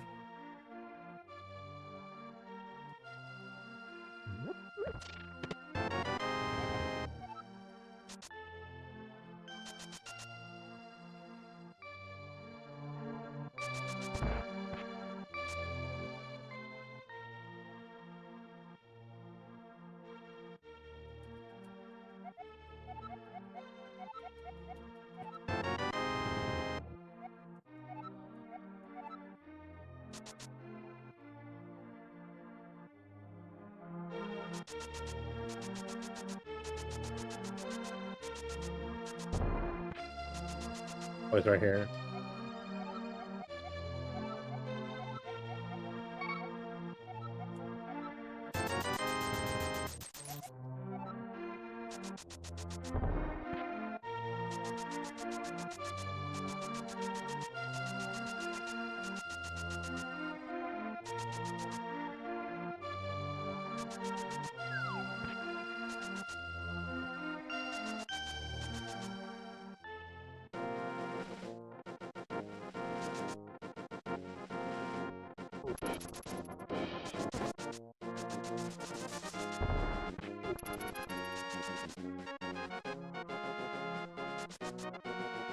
Wait, hold on. I'm going the wrong way, I'm pretty sure.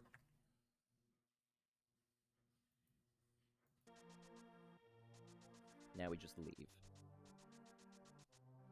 We leave, we go Continue on. down. Okay. I If you had did. decided to skip the bottles, you would be right here, and you would just be exiting the screen.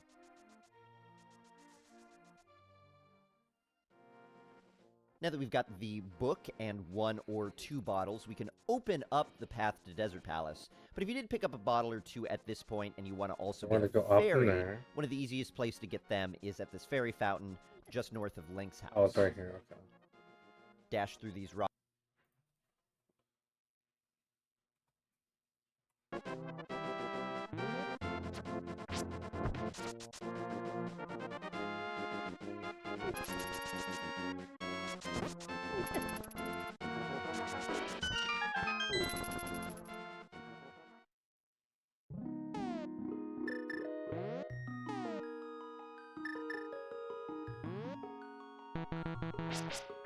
What?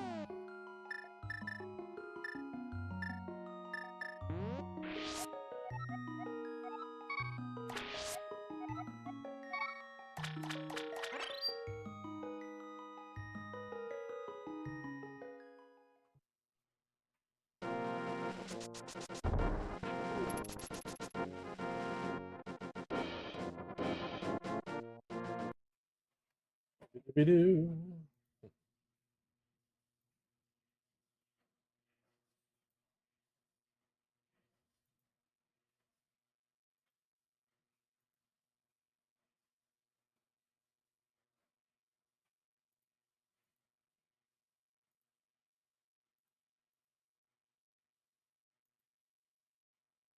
rocks to break them open.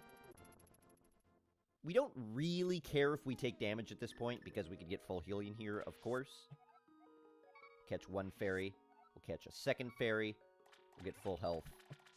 Then we'll continue. If you use your fairies at any point, this is one of the greatest places to get them, because it's pretty easy to get to. To the right. I'll also show you various locations throughout the rest of the game where you could get another fairy if you use it.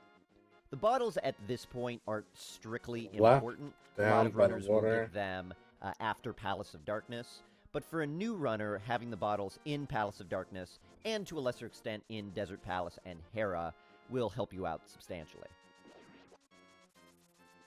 As you're making this dash, try to stop about here. I like to use this patch of grass right there as a lineup. If you stop right here when you dash through this screen, it'll allow you to safely dash across the entire desert. Then you want to stop about right here so that you could safely dash upward and get to the platform.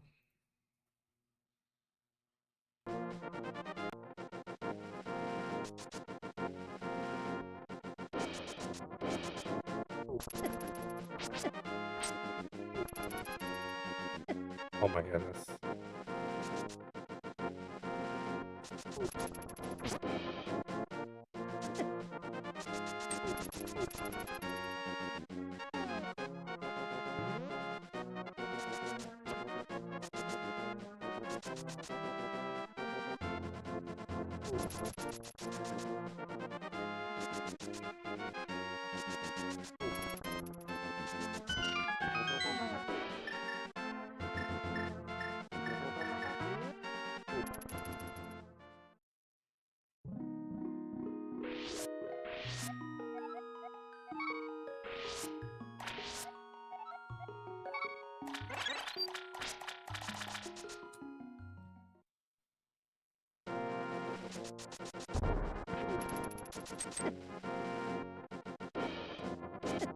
Shit, man, that was catching up to me.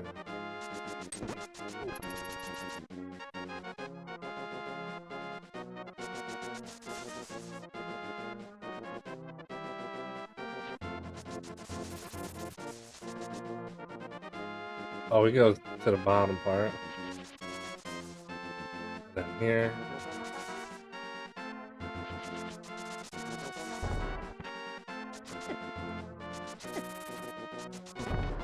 Jeez.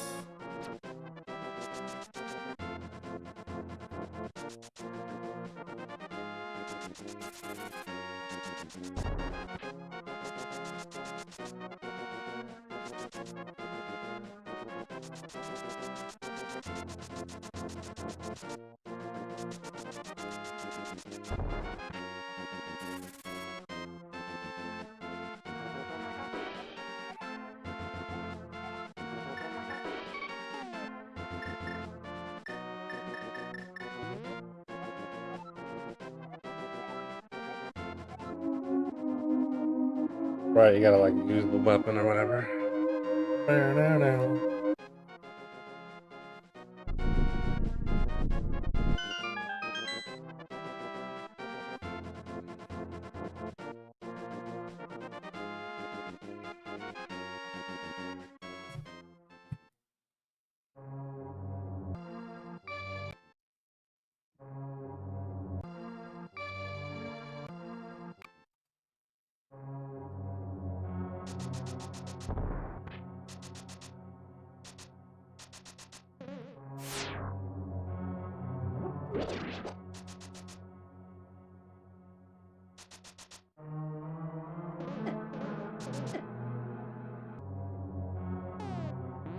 Okay, time to learn this dungeon.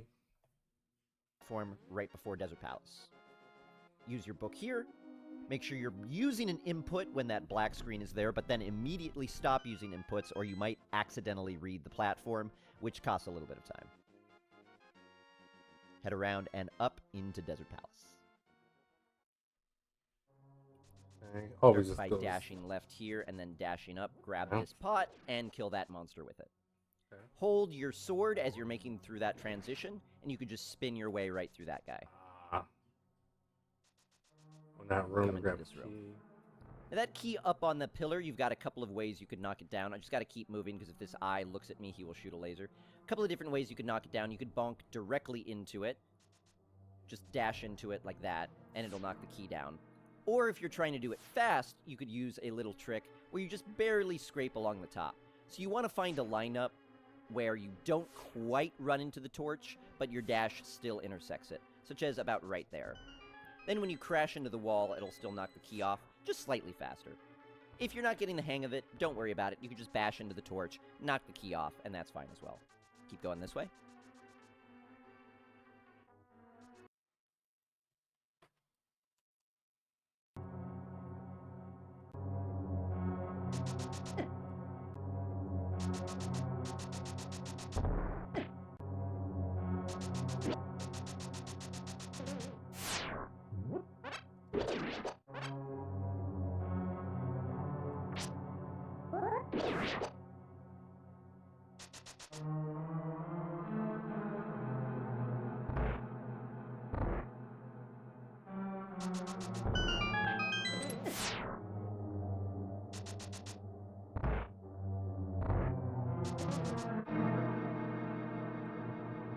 Pretty sure we go all the way to the right, down. We're just gonna watch this for a Desert minute. Palace can be a little bit twisty and curvy sometimes because we cross back through the same way multiple times. Kill all the landmo in this room and continue up through. There are going to be cannonballs firing here. Just be on the lookout for them and be ready to avoid them. Sometimes you won't have to, sometimes you will. So just read. Okay. Alright, so Desert Palace, enter. Key 1 top left.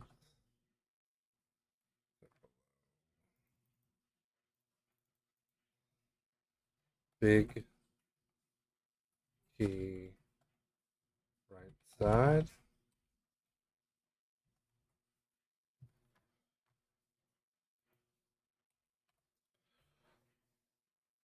Where the cannonballs are and react accordingly.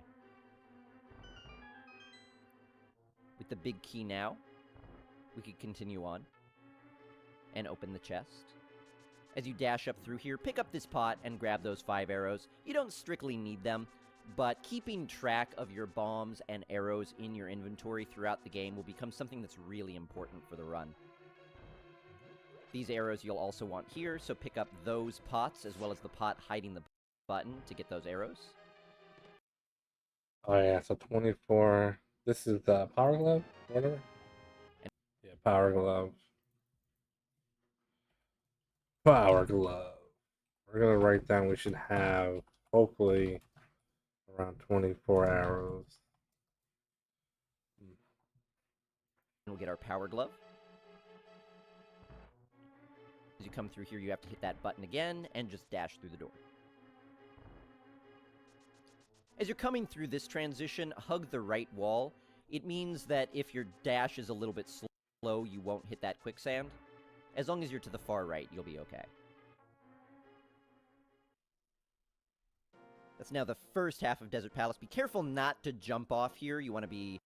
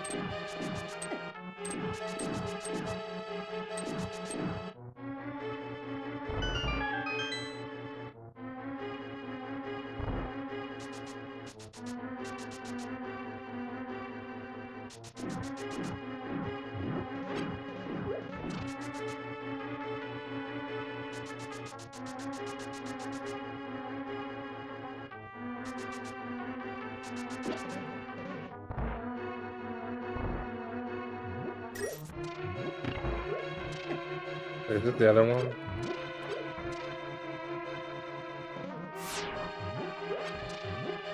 Okay, so we can get that one, and get out.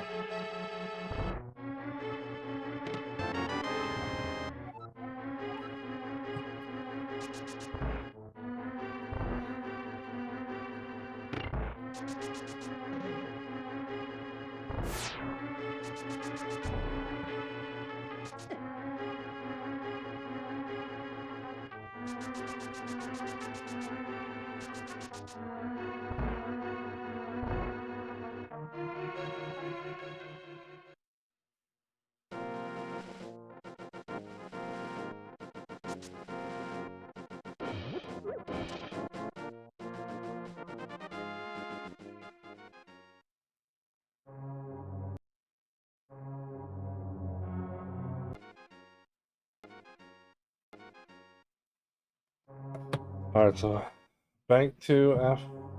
I gotta write these down as well.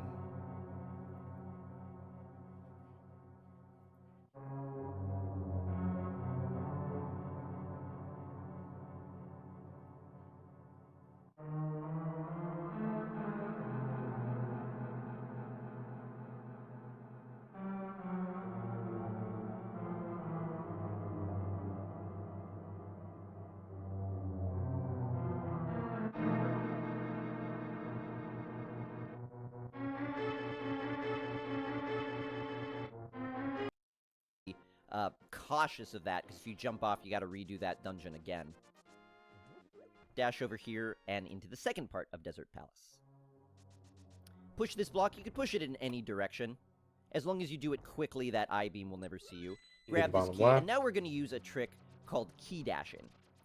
Key dashing involves being a specific distance away from a door and initiating a dash and being able to dash directly through it. If we don't start the dash on the right spot, we'll instead bonk off of it. Ordinarily, you won't have to be avoiding these tiles, so don't worry about it. I'm just doing it while I'm giving this explanation. So I'll show you how to do a key dash in this room.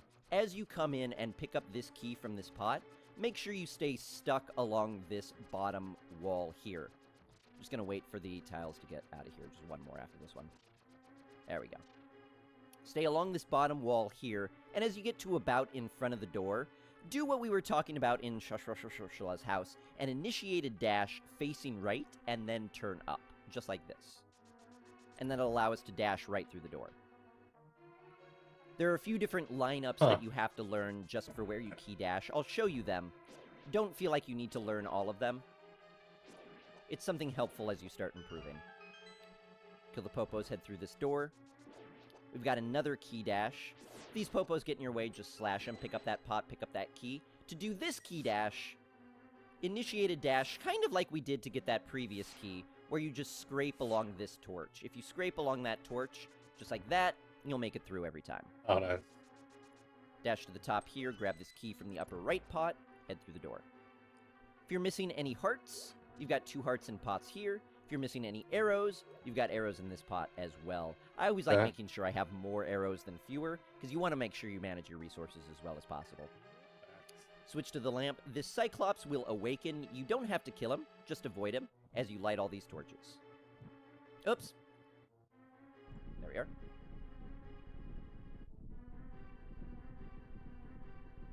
I don't even remember what the boss looks like on this stage.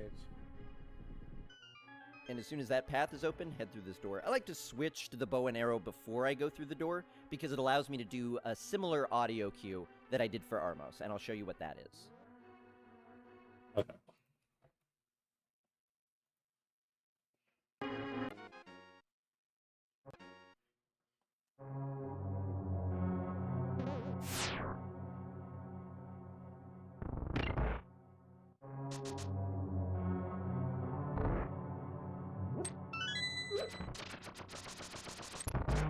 Oh, that's cool. That works.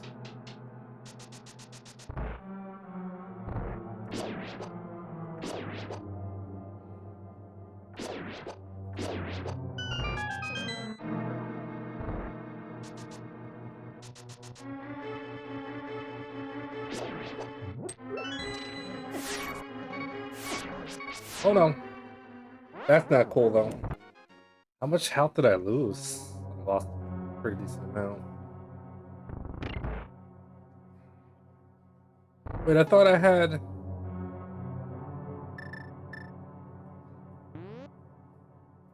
Oh, the fairy would have.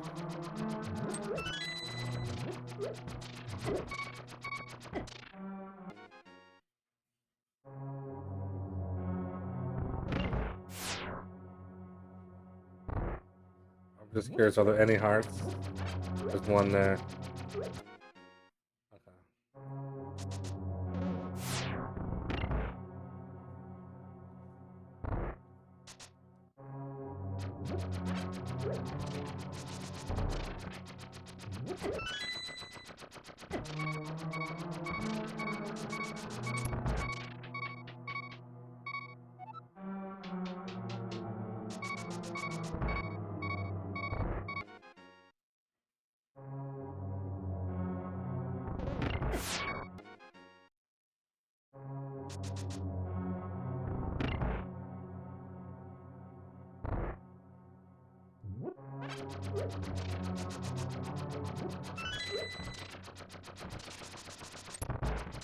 What?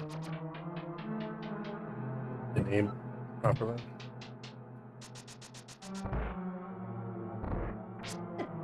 What?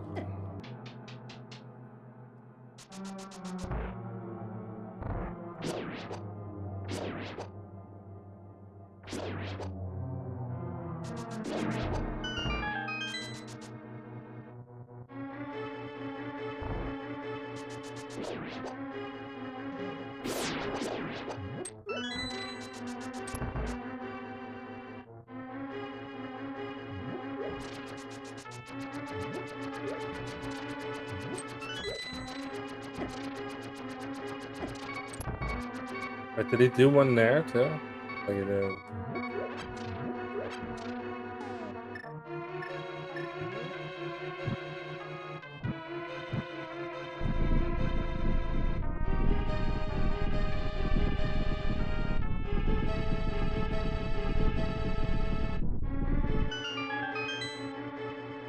Alright,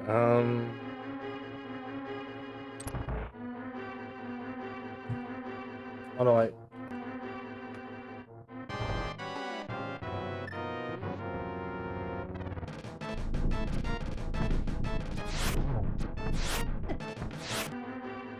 Yeah, I screwed up. I gotta go back one.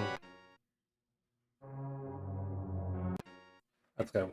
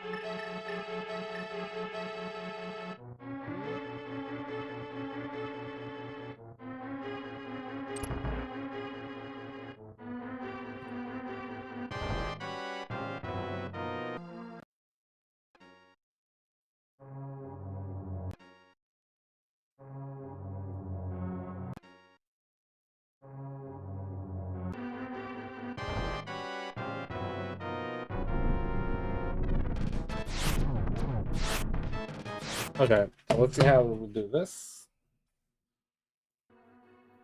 As you enter the room, initiate a dash bonk on the far wall. That will line you up with the land mode correctly. And then you just shoot arrows into them as they spawn. I'll show you the audio cue, and then I'll show you what the fight looks like. So you hear the ba-da-da-da-da-da-da again. And again, at that same point that you would start firing at Armos, you start firing at the Landmo as well. To the left, to the right, and then down. Show you one more time.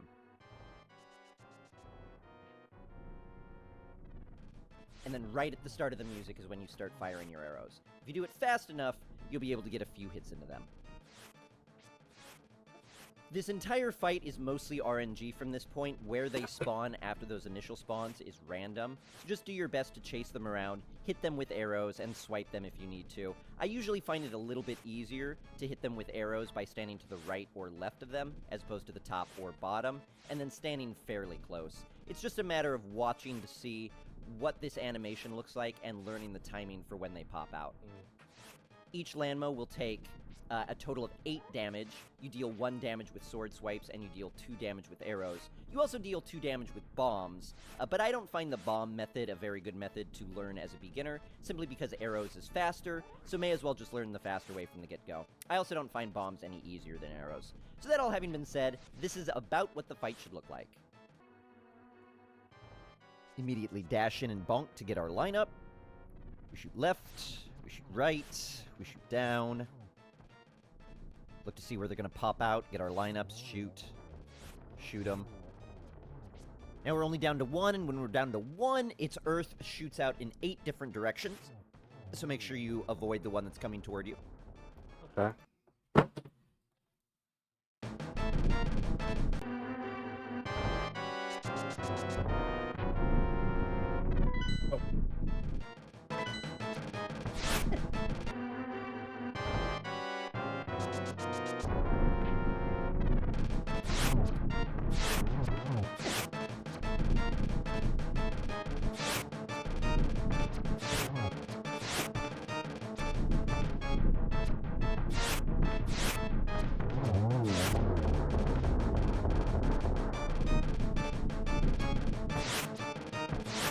Oh, he's right, it doesn't really work. Alright, try again.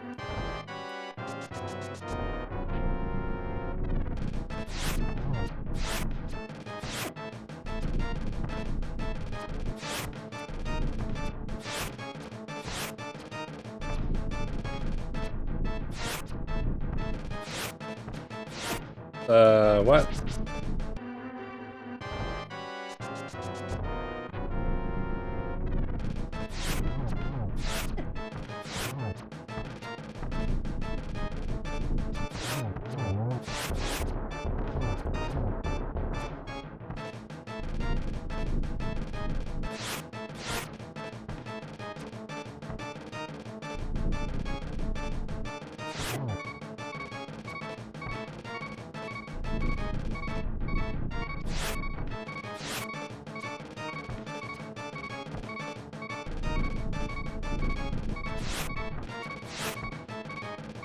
Why is it missing too early?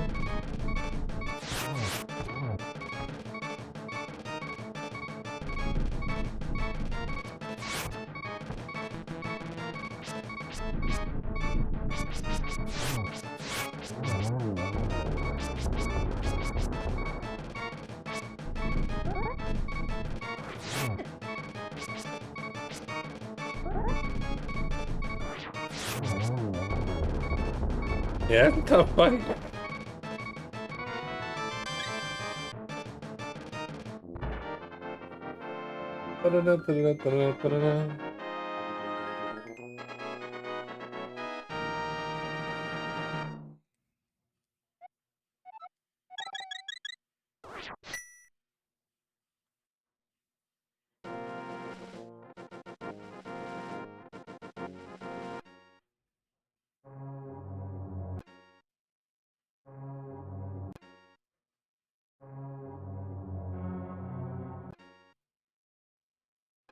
I thought I had the boss battle saved.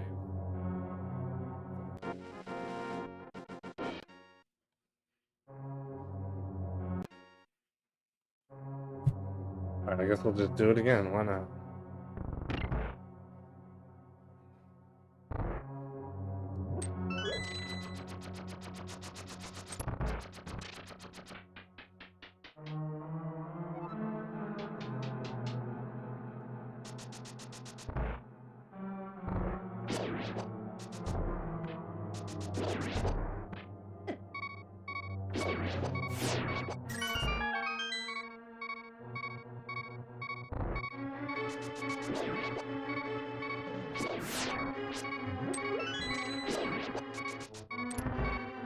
Go.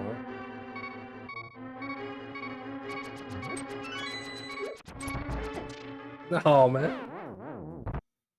I know I got fairies, but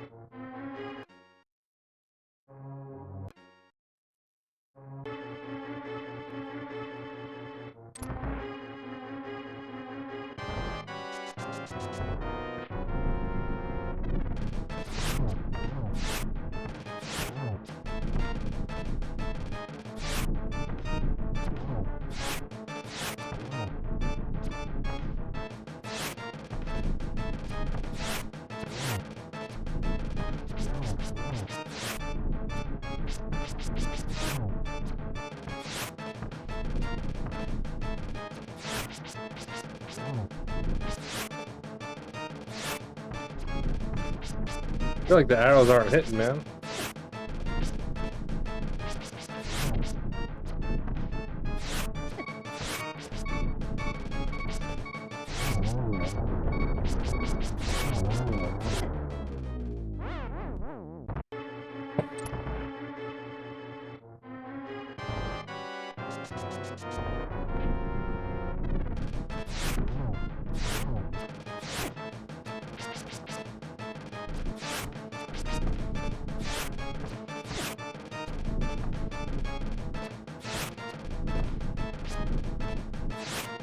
Dude, I don't like the arrow method, man. I don't seem to ever hit him.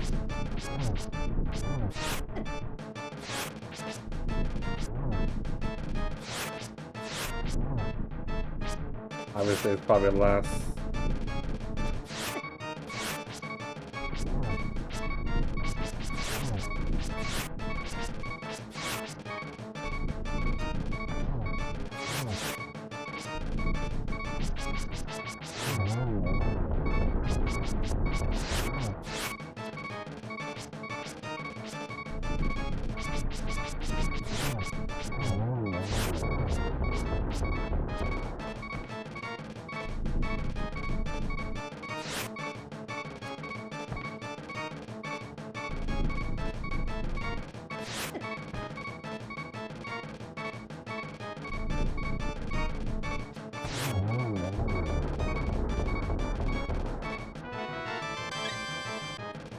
That's tough.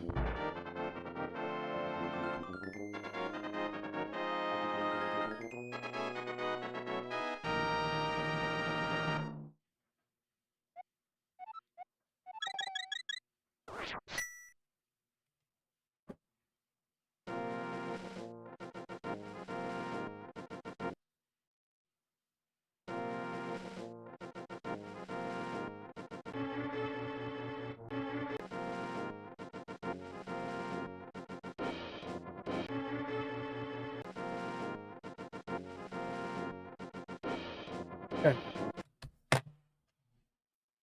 We are learning.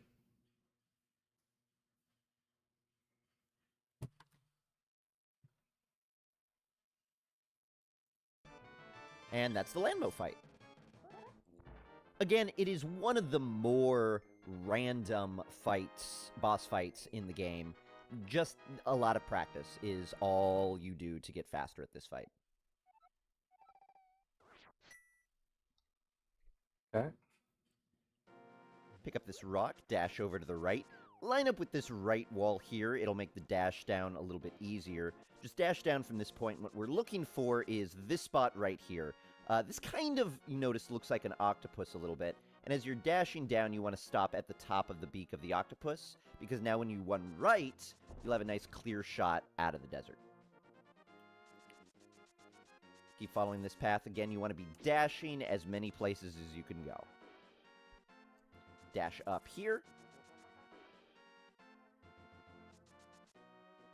Lift this rock out of the way and keep going. Still dashing as often as we can. Now, in this screen, you could dash really wherever you just want to go left, but if you go slightly below the grass here, you could stay below it without having to cut through. When you run through the grassy areas, it does slow you down a little bit. So if it's possible to avoid, it's better to avoid it, but it largely doesn't matter. We're talking fractions of a second that it saves, but it's not that big of an adjustment to try to avoid it. Again, just keep following this path. If you line up with this tree root here as you're switching screens, it means when you get here, you could dash up safely without hitting any of those trees. Come over here, lift up this rock,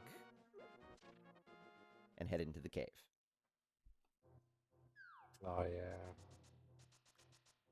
Here you'll meet an old man that's lost This in is the cave, a tough lost one. his lamp. While we've got this old man following us, if we dash at a much slower speed. You can see how we pretty much go walking speed if he's following behind us while we dash. So at this point, when he's following us, we don't need to dash anymore. Just walk normally. He'll have one last dialogue box here. Get through it quickly. And as you're coming down here, hug this left wall. If you do that, those bats will never hit you. And through the door.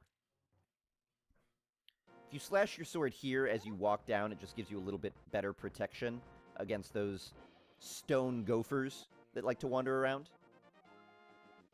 You cannot kill them, so you just kind of want to paralyze them and hope that they don't get in your way. After we get that magic mirror, a lot of dungeons will be going into the dungeon, doing something, mirroring out, and then going a different way. And Hera is no exception. As we go through Tower of Hera, we're going to be mirroring a number of times. So this is the point that newer runners start to get a little bit confused with the dungeon routes. But just keep an eye on what's going on. Divide the dungeon into different segments if that makes it easier for you. For instance, Hera will have about 3 different segments of varying length. Switch to the mirror. You want to be careful that that jelly doesn't touch you, because if he does, he'll start a dialogue box. But you want to be up here on the top here as you mirror. That way you avoid accidentally getting that heart piece, which we don't want. It costs us some time. And then we enter into Hera. First step of Hera, just slash this switch. Walk down the stairs here. Now you're going to want to do this quick, because that Moldorm down there can be a problem. So slash the switch, pick up the key, mirror out. Now here's a neat trick you could do here. After you slash this switch and switch over to your boomerang, if you throw the boomerang to the right and then initiate a dash upward as quickly as you can, this will happen. And you can get through much quicker. If you can't get the timing on that, don't worry about it. Just flip that switch back any way you can. This is the famous tile room of Hera. We cannot go through that door until all these tiles are destroyed. So just take your time in here. Try not to get hit. I like to hold my sword upward. That way if any hit me, all it does is hit my sword, and I just have to recharge it. You could also use your boomerang here to break some tiles. If you're moving sideways, you can throw the boomerang sideways. However you'd like to do it. The important point is just don't get hit. On the very last one here, I like to hit it with the boomerang, because that gets me through the door a little bit faster. Just do your best not to get hit by the Moldorms in this room. They move randomly, so you just have to try your best. In this room, switch over to your lamp. Light all 4 of these torches. Switch back to the magic mirror. Get the key, and we'll mirror out again. That spot right there is also useful if you've taken a lot of damage. You could do what's called a death warp. Just let the skeletons kill you. It'll take you back to this start here, and you'll fill up your life a little bit. So if your life is really low, which it has a tendency to be after Death Mountain and the randomness that is Hera, you could feel free to do that. All right, after that step, slash this switch, and head up here. Slash. This room has a few different tricks to it. The most important thing to do is just kill all of the beetles. They will die from one pot They will die if you slash them down any of these pits, and they will die if you slash them 3 times. So the 3 slash is the hardest. If you want to learn a really cool trick to do it, you could do it this way.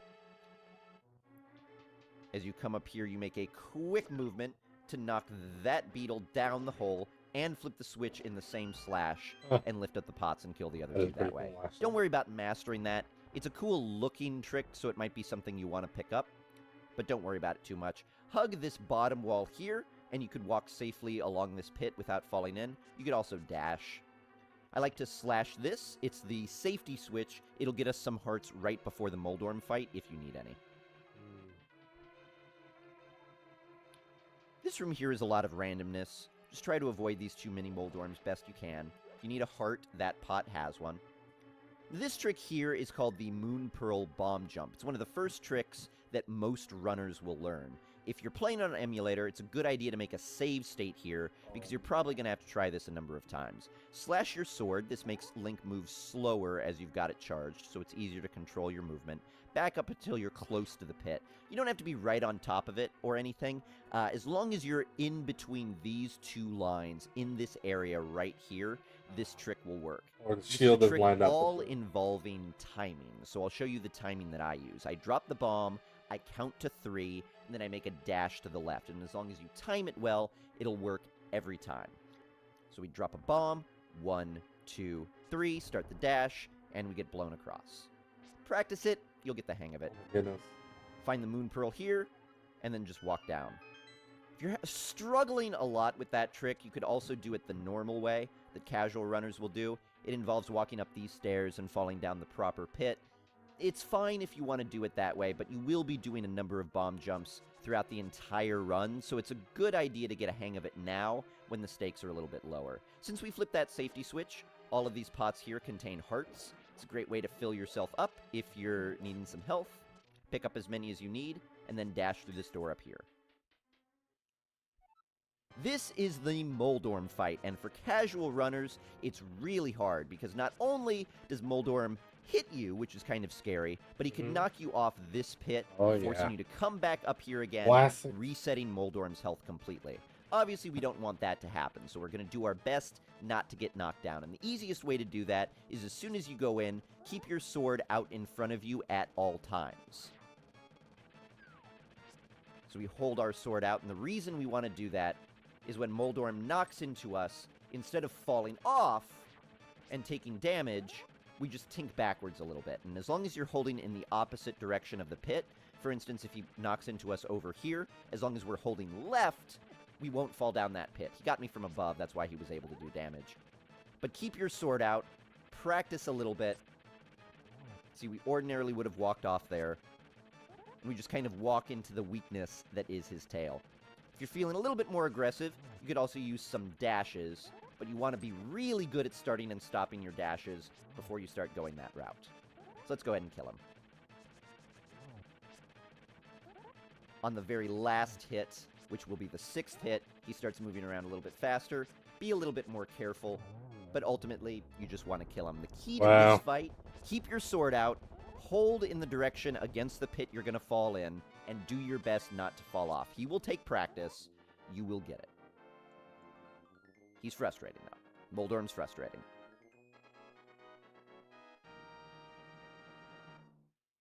That's a pretty short dungeon. We've now got all the pendants. Let's go get the Master Sword. Fortunately, going down Death Mountain is substantially easier than coming up it. Just dash over here, jump off this ledge, shatter every bone in Link's legs, and continue on. This dark cavern has a lot of pits. They're a little bit hard to avoid. You'll get it with practice and a little bit of muscle memory. For now, just go through at your own pace and try not to fall in any of the pits.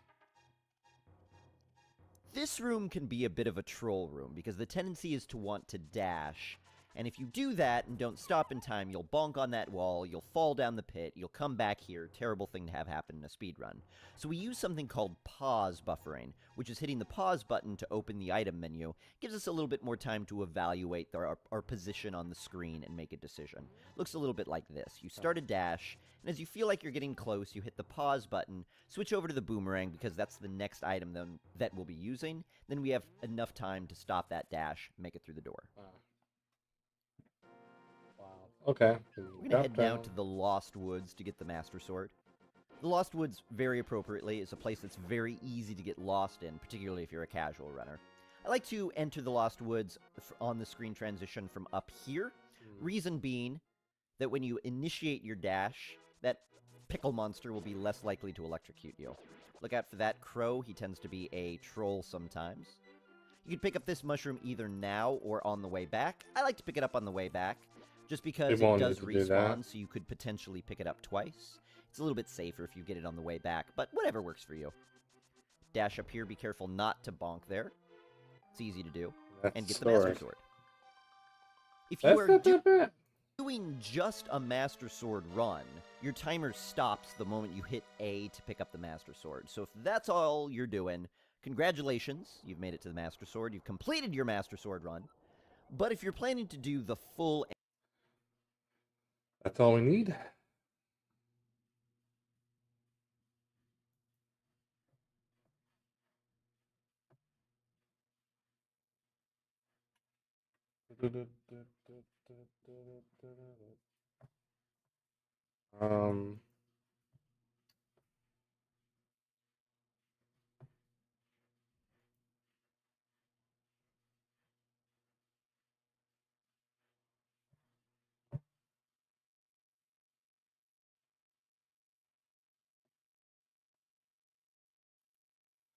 Okay, so now I got splits here.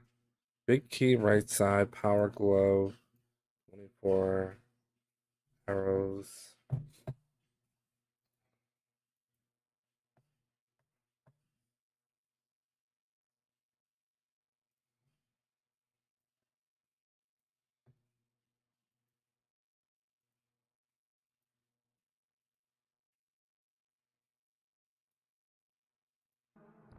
Get in your way, you avoid the one that's coming toward you.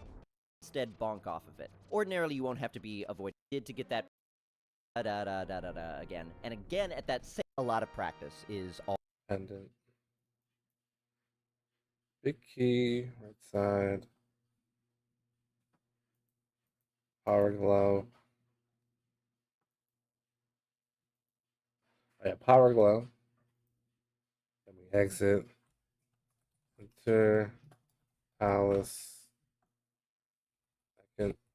Enter second area. Below. Enter second area. We want to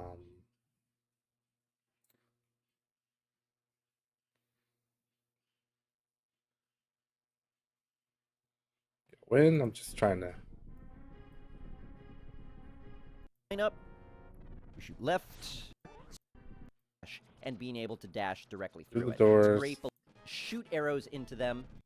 like 3 worm boss. Enter second area.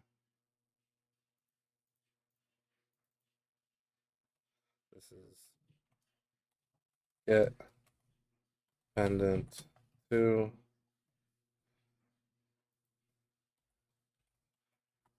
Okay. Palace 2.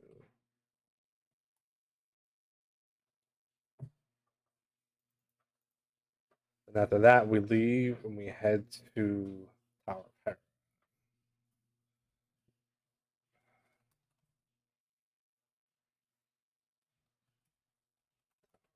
Hera.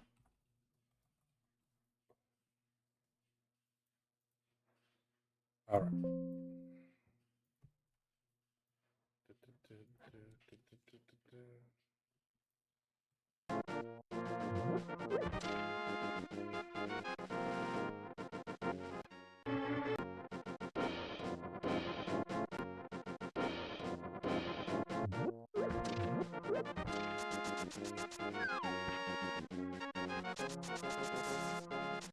Oh.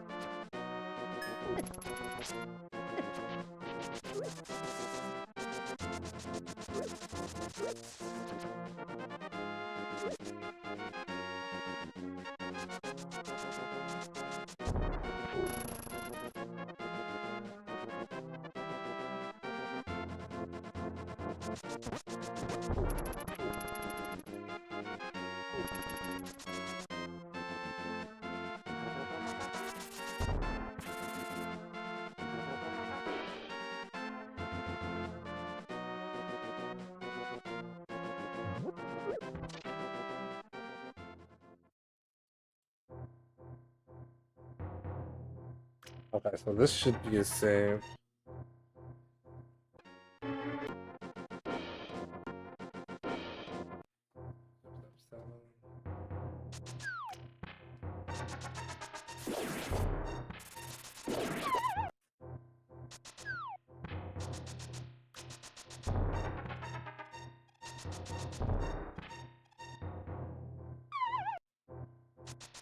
I've already forgotten.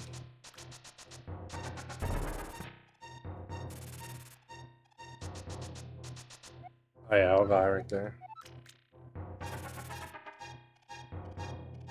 Old guy.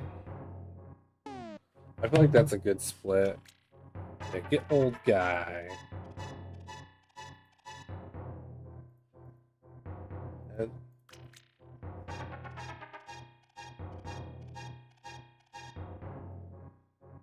find old dude.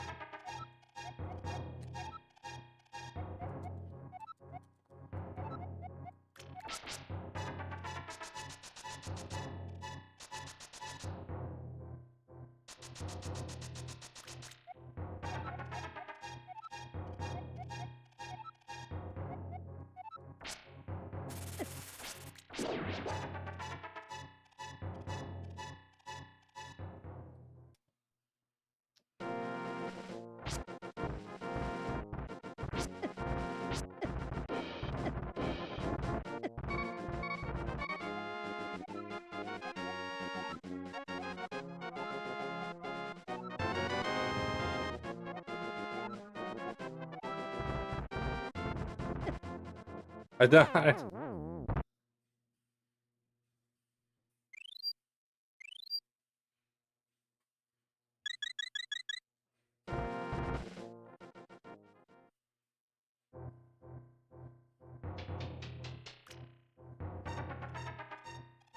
Alright, so then old man house. Old man home.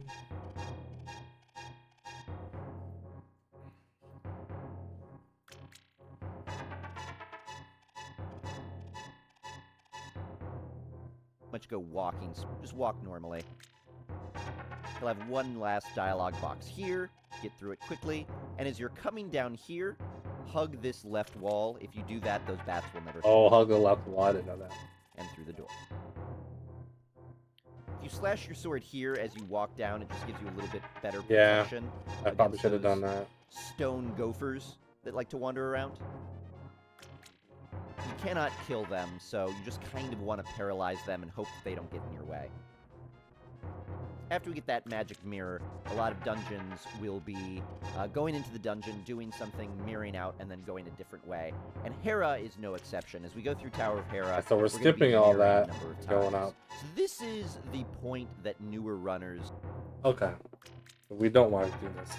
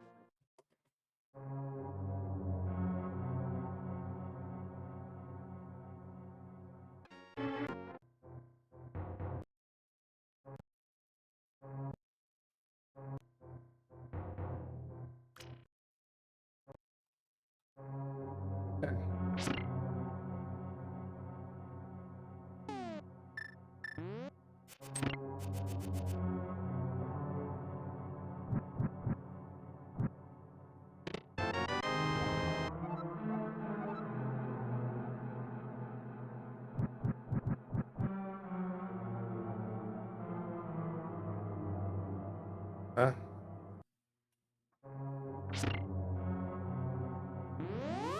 I'm into that.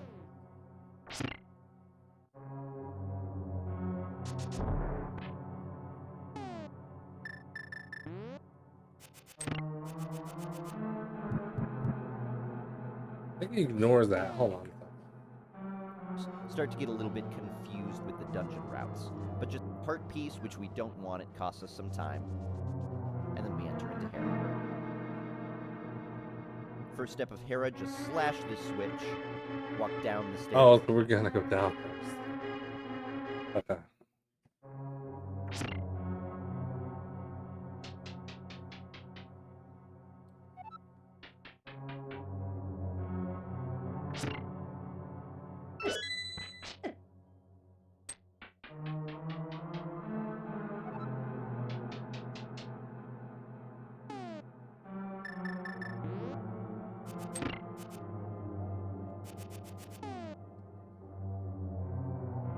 Here. Now you're going to want to do this quick because that moldorm down there can be a problem. So slash the switch, pick up the key, mirror out. Here's a neat trick you could do here. After you slash this switch and switch over to your boomerang, if you throw the boomerang to the right and then initiate a dash upward as quickly as you can, this will happen. And you can get through much quicker. If you can't get the timing on that, don't worry about it. Just... Well, the idea is...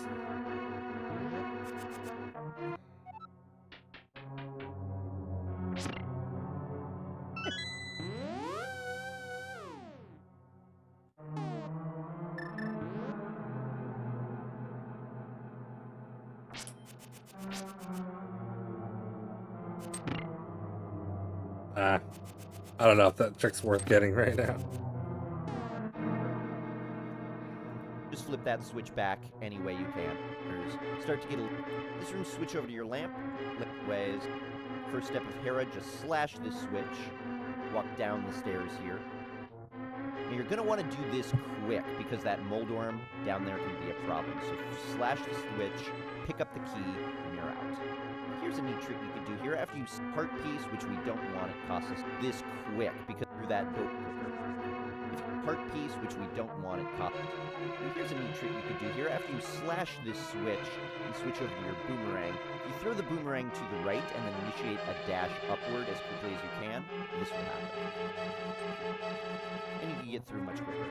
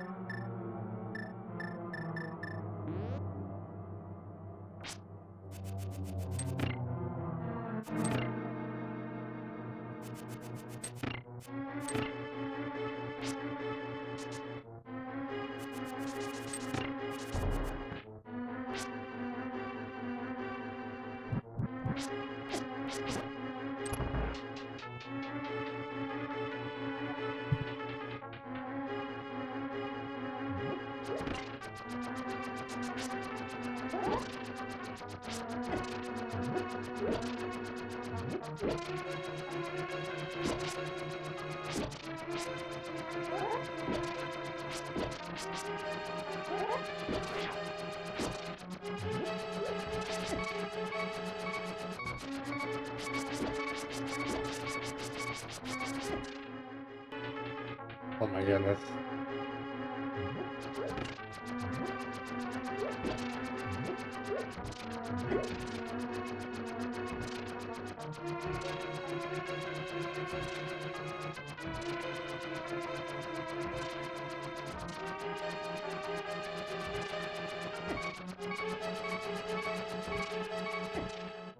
Oh my god! It's so hard.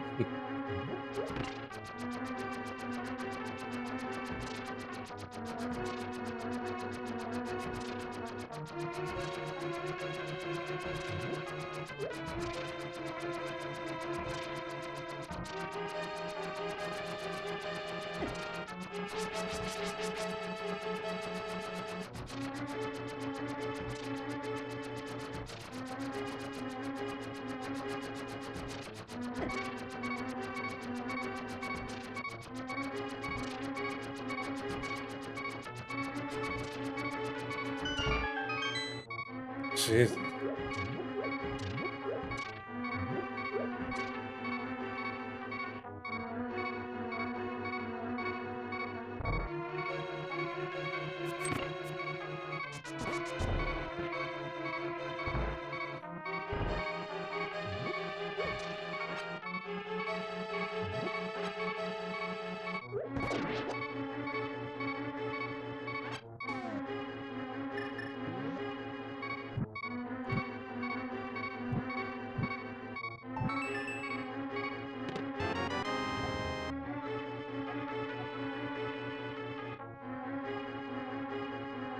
Old man.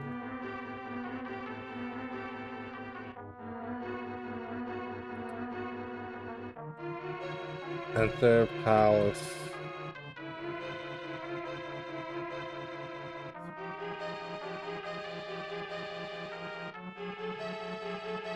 Yeah, boss.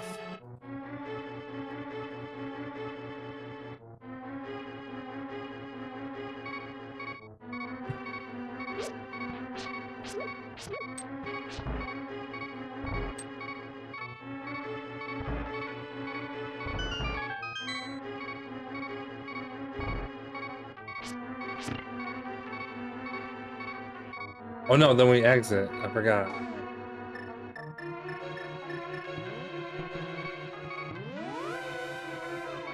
Or die there, right?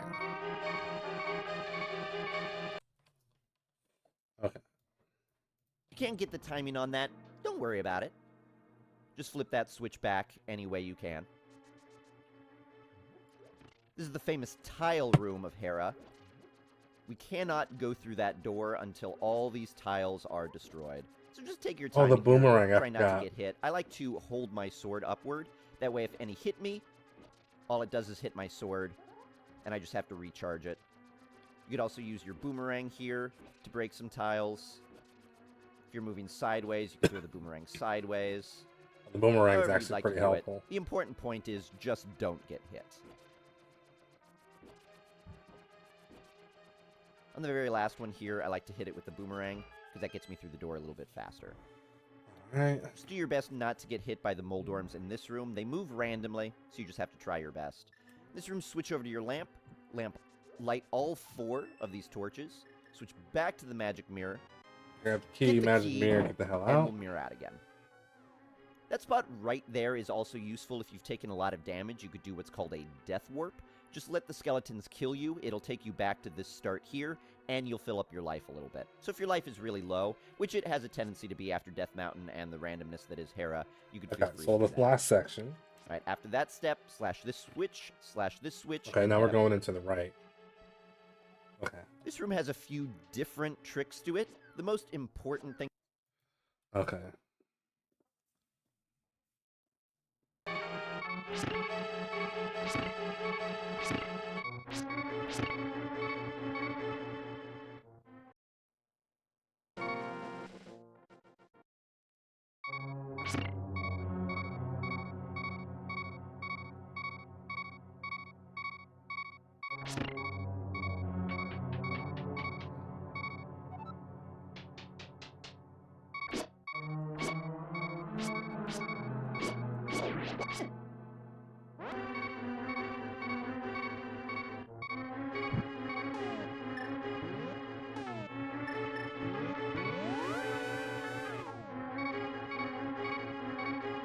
Okay.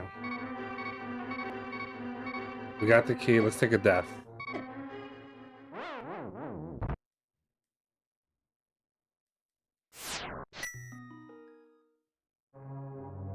And we get 4 hearts to start. That's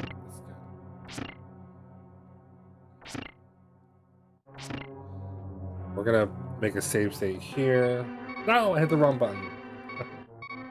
Hit load to the save. Okay. We're almost done with the path here. So we want to do this and then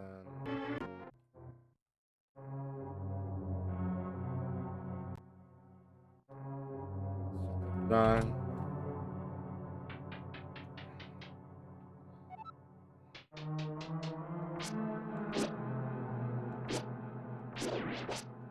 No.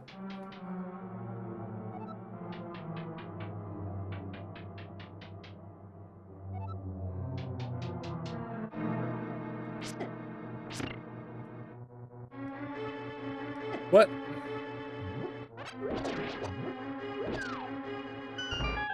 Oh, you do have to kill.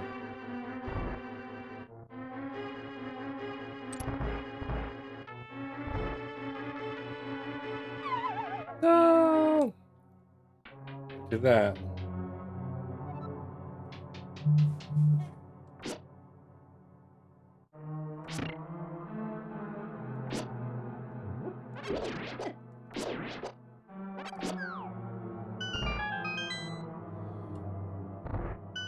Well, let me do that.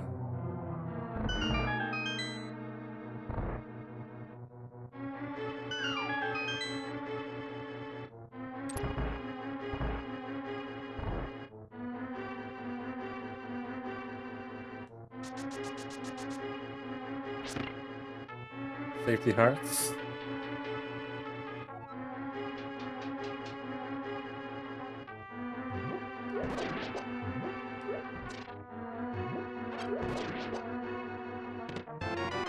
Oh, compass, we don't need that. Alright, so this is going to be this guy out of here.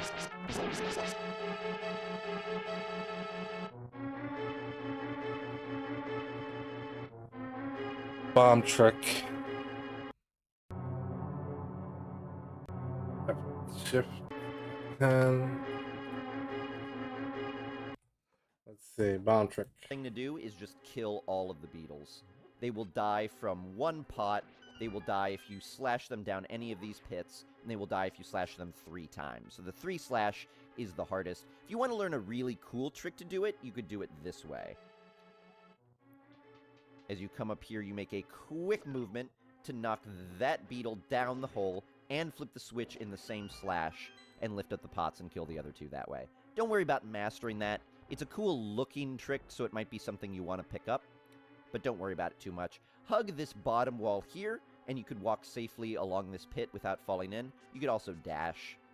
I like to slash this. It's the safety switch. It'll get us some hearts right before the Moldorm fight if you need any. This room here is a lot of randomness. Just try to avoid these 2 mini Moldorms best you can. If you need a heart, that pot has one. Okay. This trick here is called the Moon Pearl Bomb Jump. It's one of the first tricks that most runners will learn. If you're playing on an emulator, it's a good idea to make a save state here, because you're probably going to have to try this a number of times. Slash your sword. This makes Link move slower as you've got it charged, so it's easier to control your movement. Back up until you're close to the pit. You don't have to be right on top of it or anything. As long as you're in between these two lines,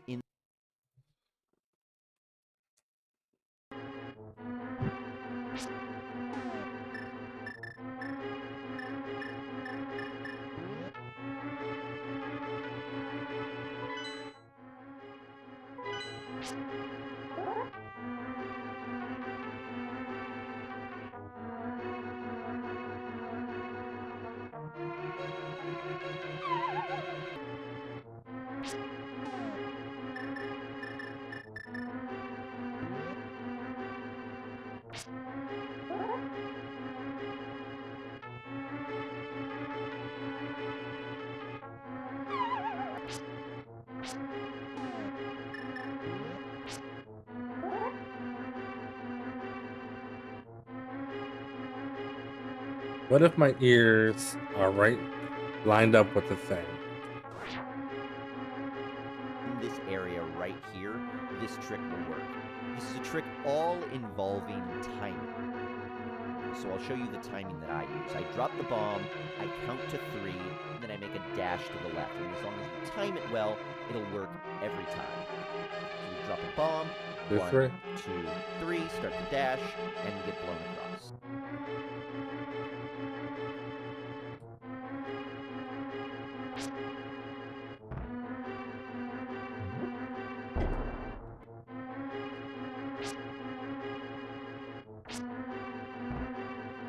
Right? Oh.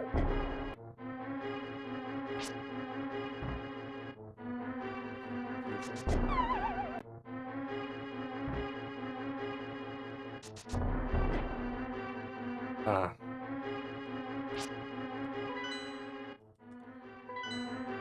1, 2, 3. I'm a little higher up.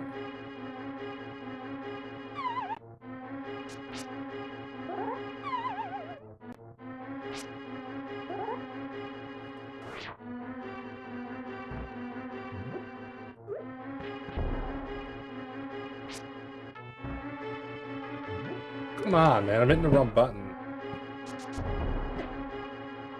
Okay. 2, 3.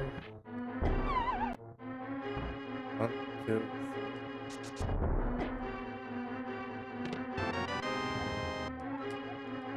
That's not too bad.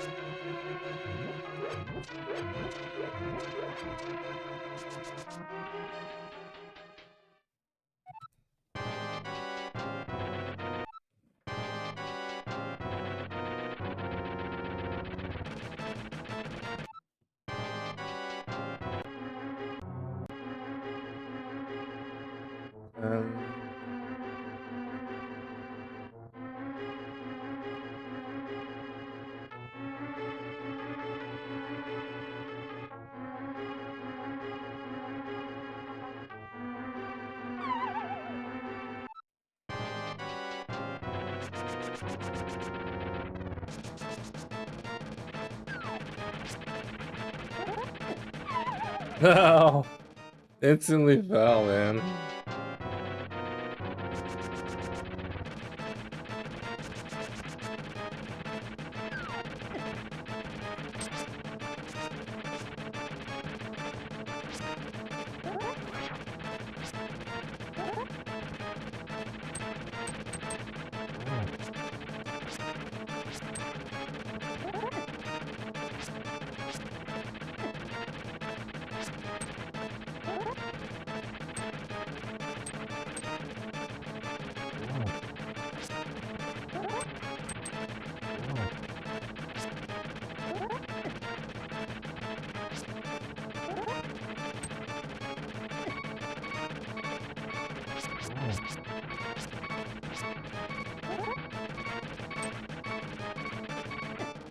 No, that's so hard.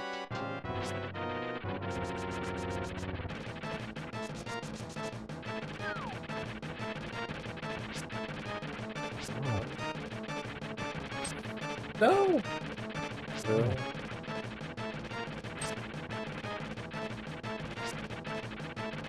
No, come on.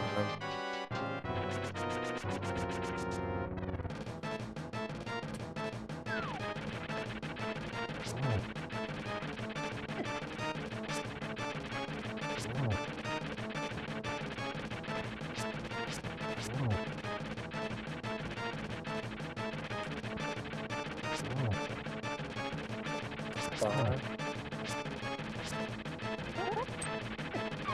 Oh, come on! Is that supposed to...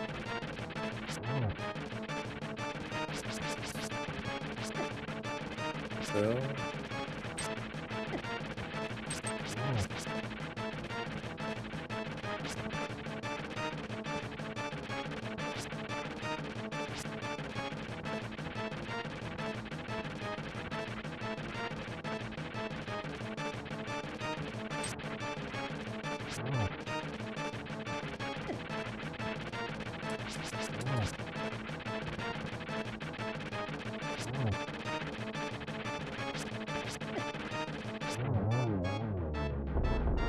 Yeah.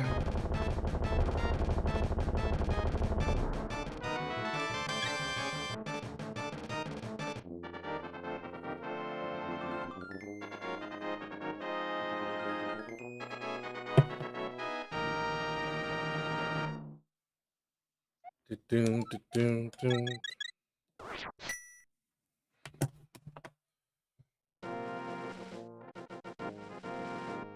Interesting. Boss key. Get. Get. Get. Pendant 3.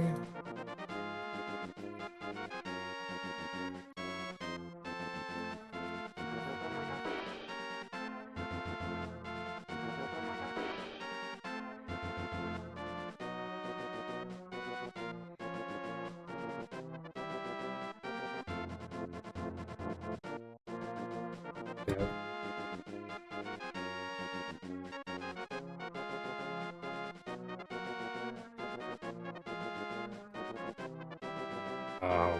That's just...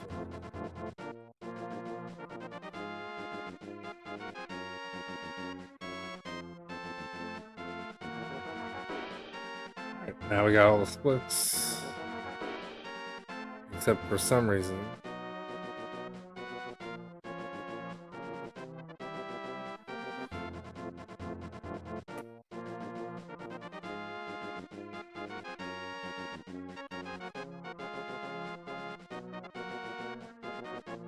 Why does Enter Palace 3 look like? Oh, because...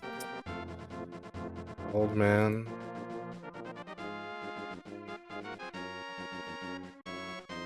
Enter Palace 3. Because this should be...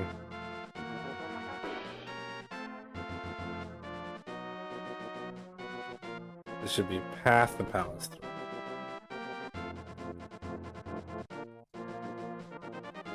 Path to 3. Enter Palace.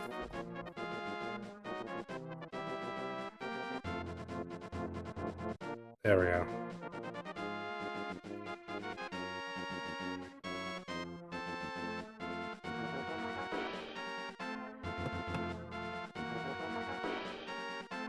I don't think I have enough time to do this run, but we have everything mapped out. Doesn't seem like a really long run. I'm looking to see what other people's times have been. 22 minutes is the best. Okay, so this is pretty long. Everybody's got in the mid-20s, the low 20s. A couple people with a little extra time in there.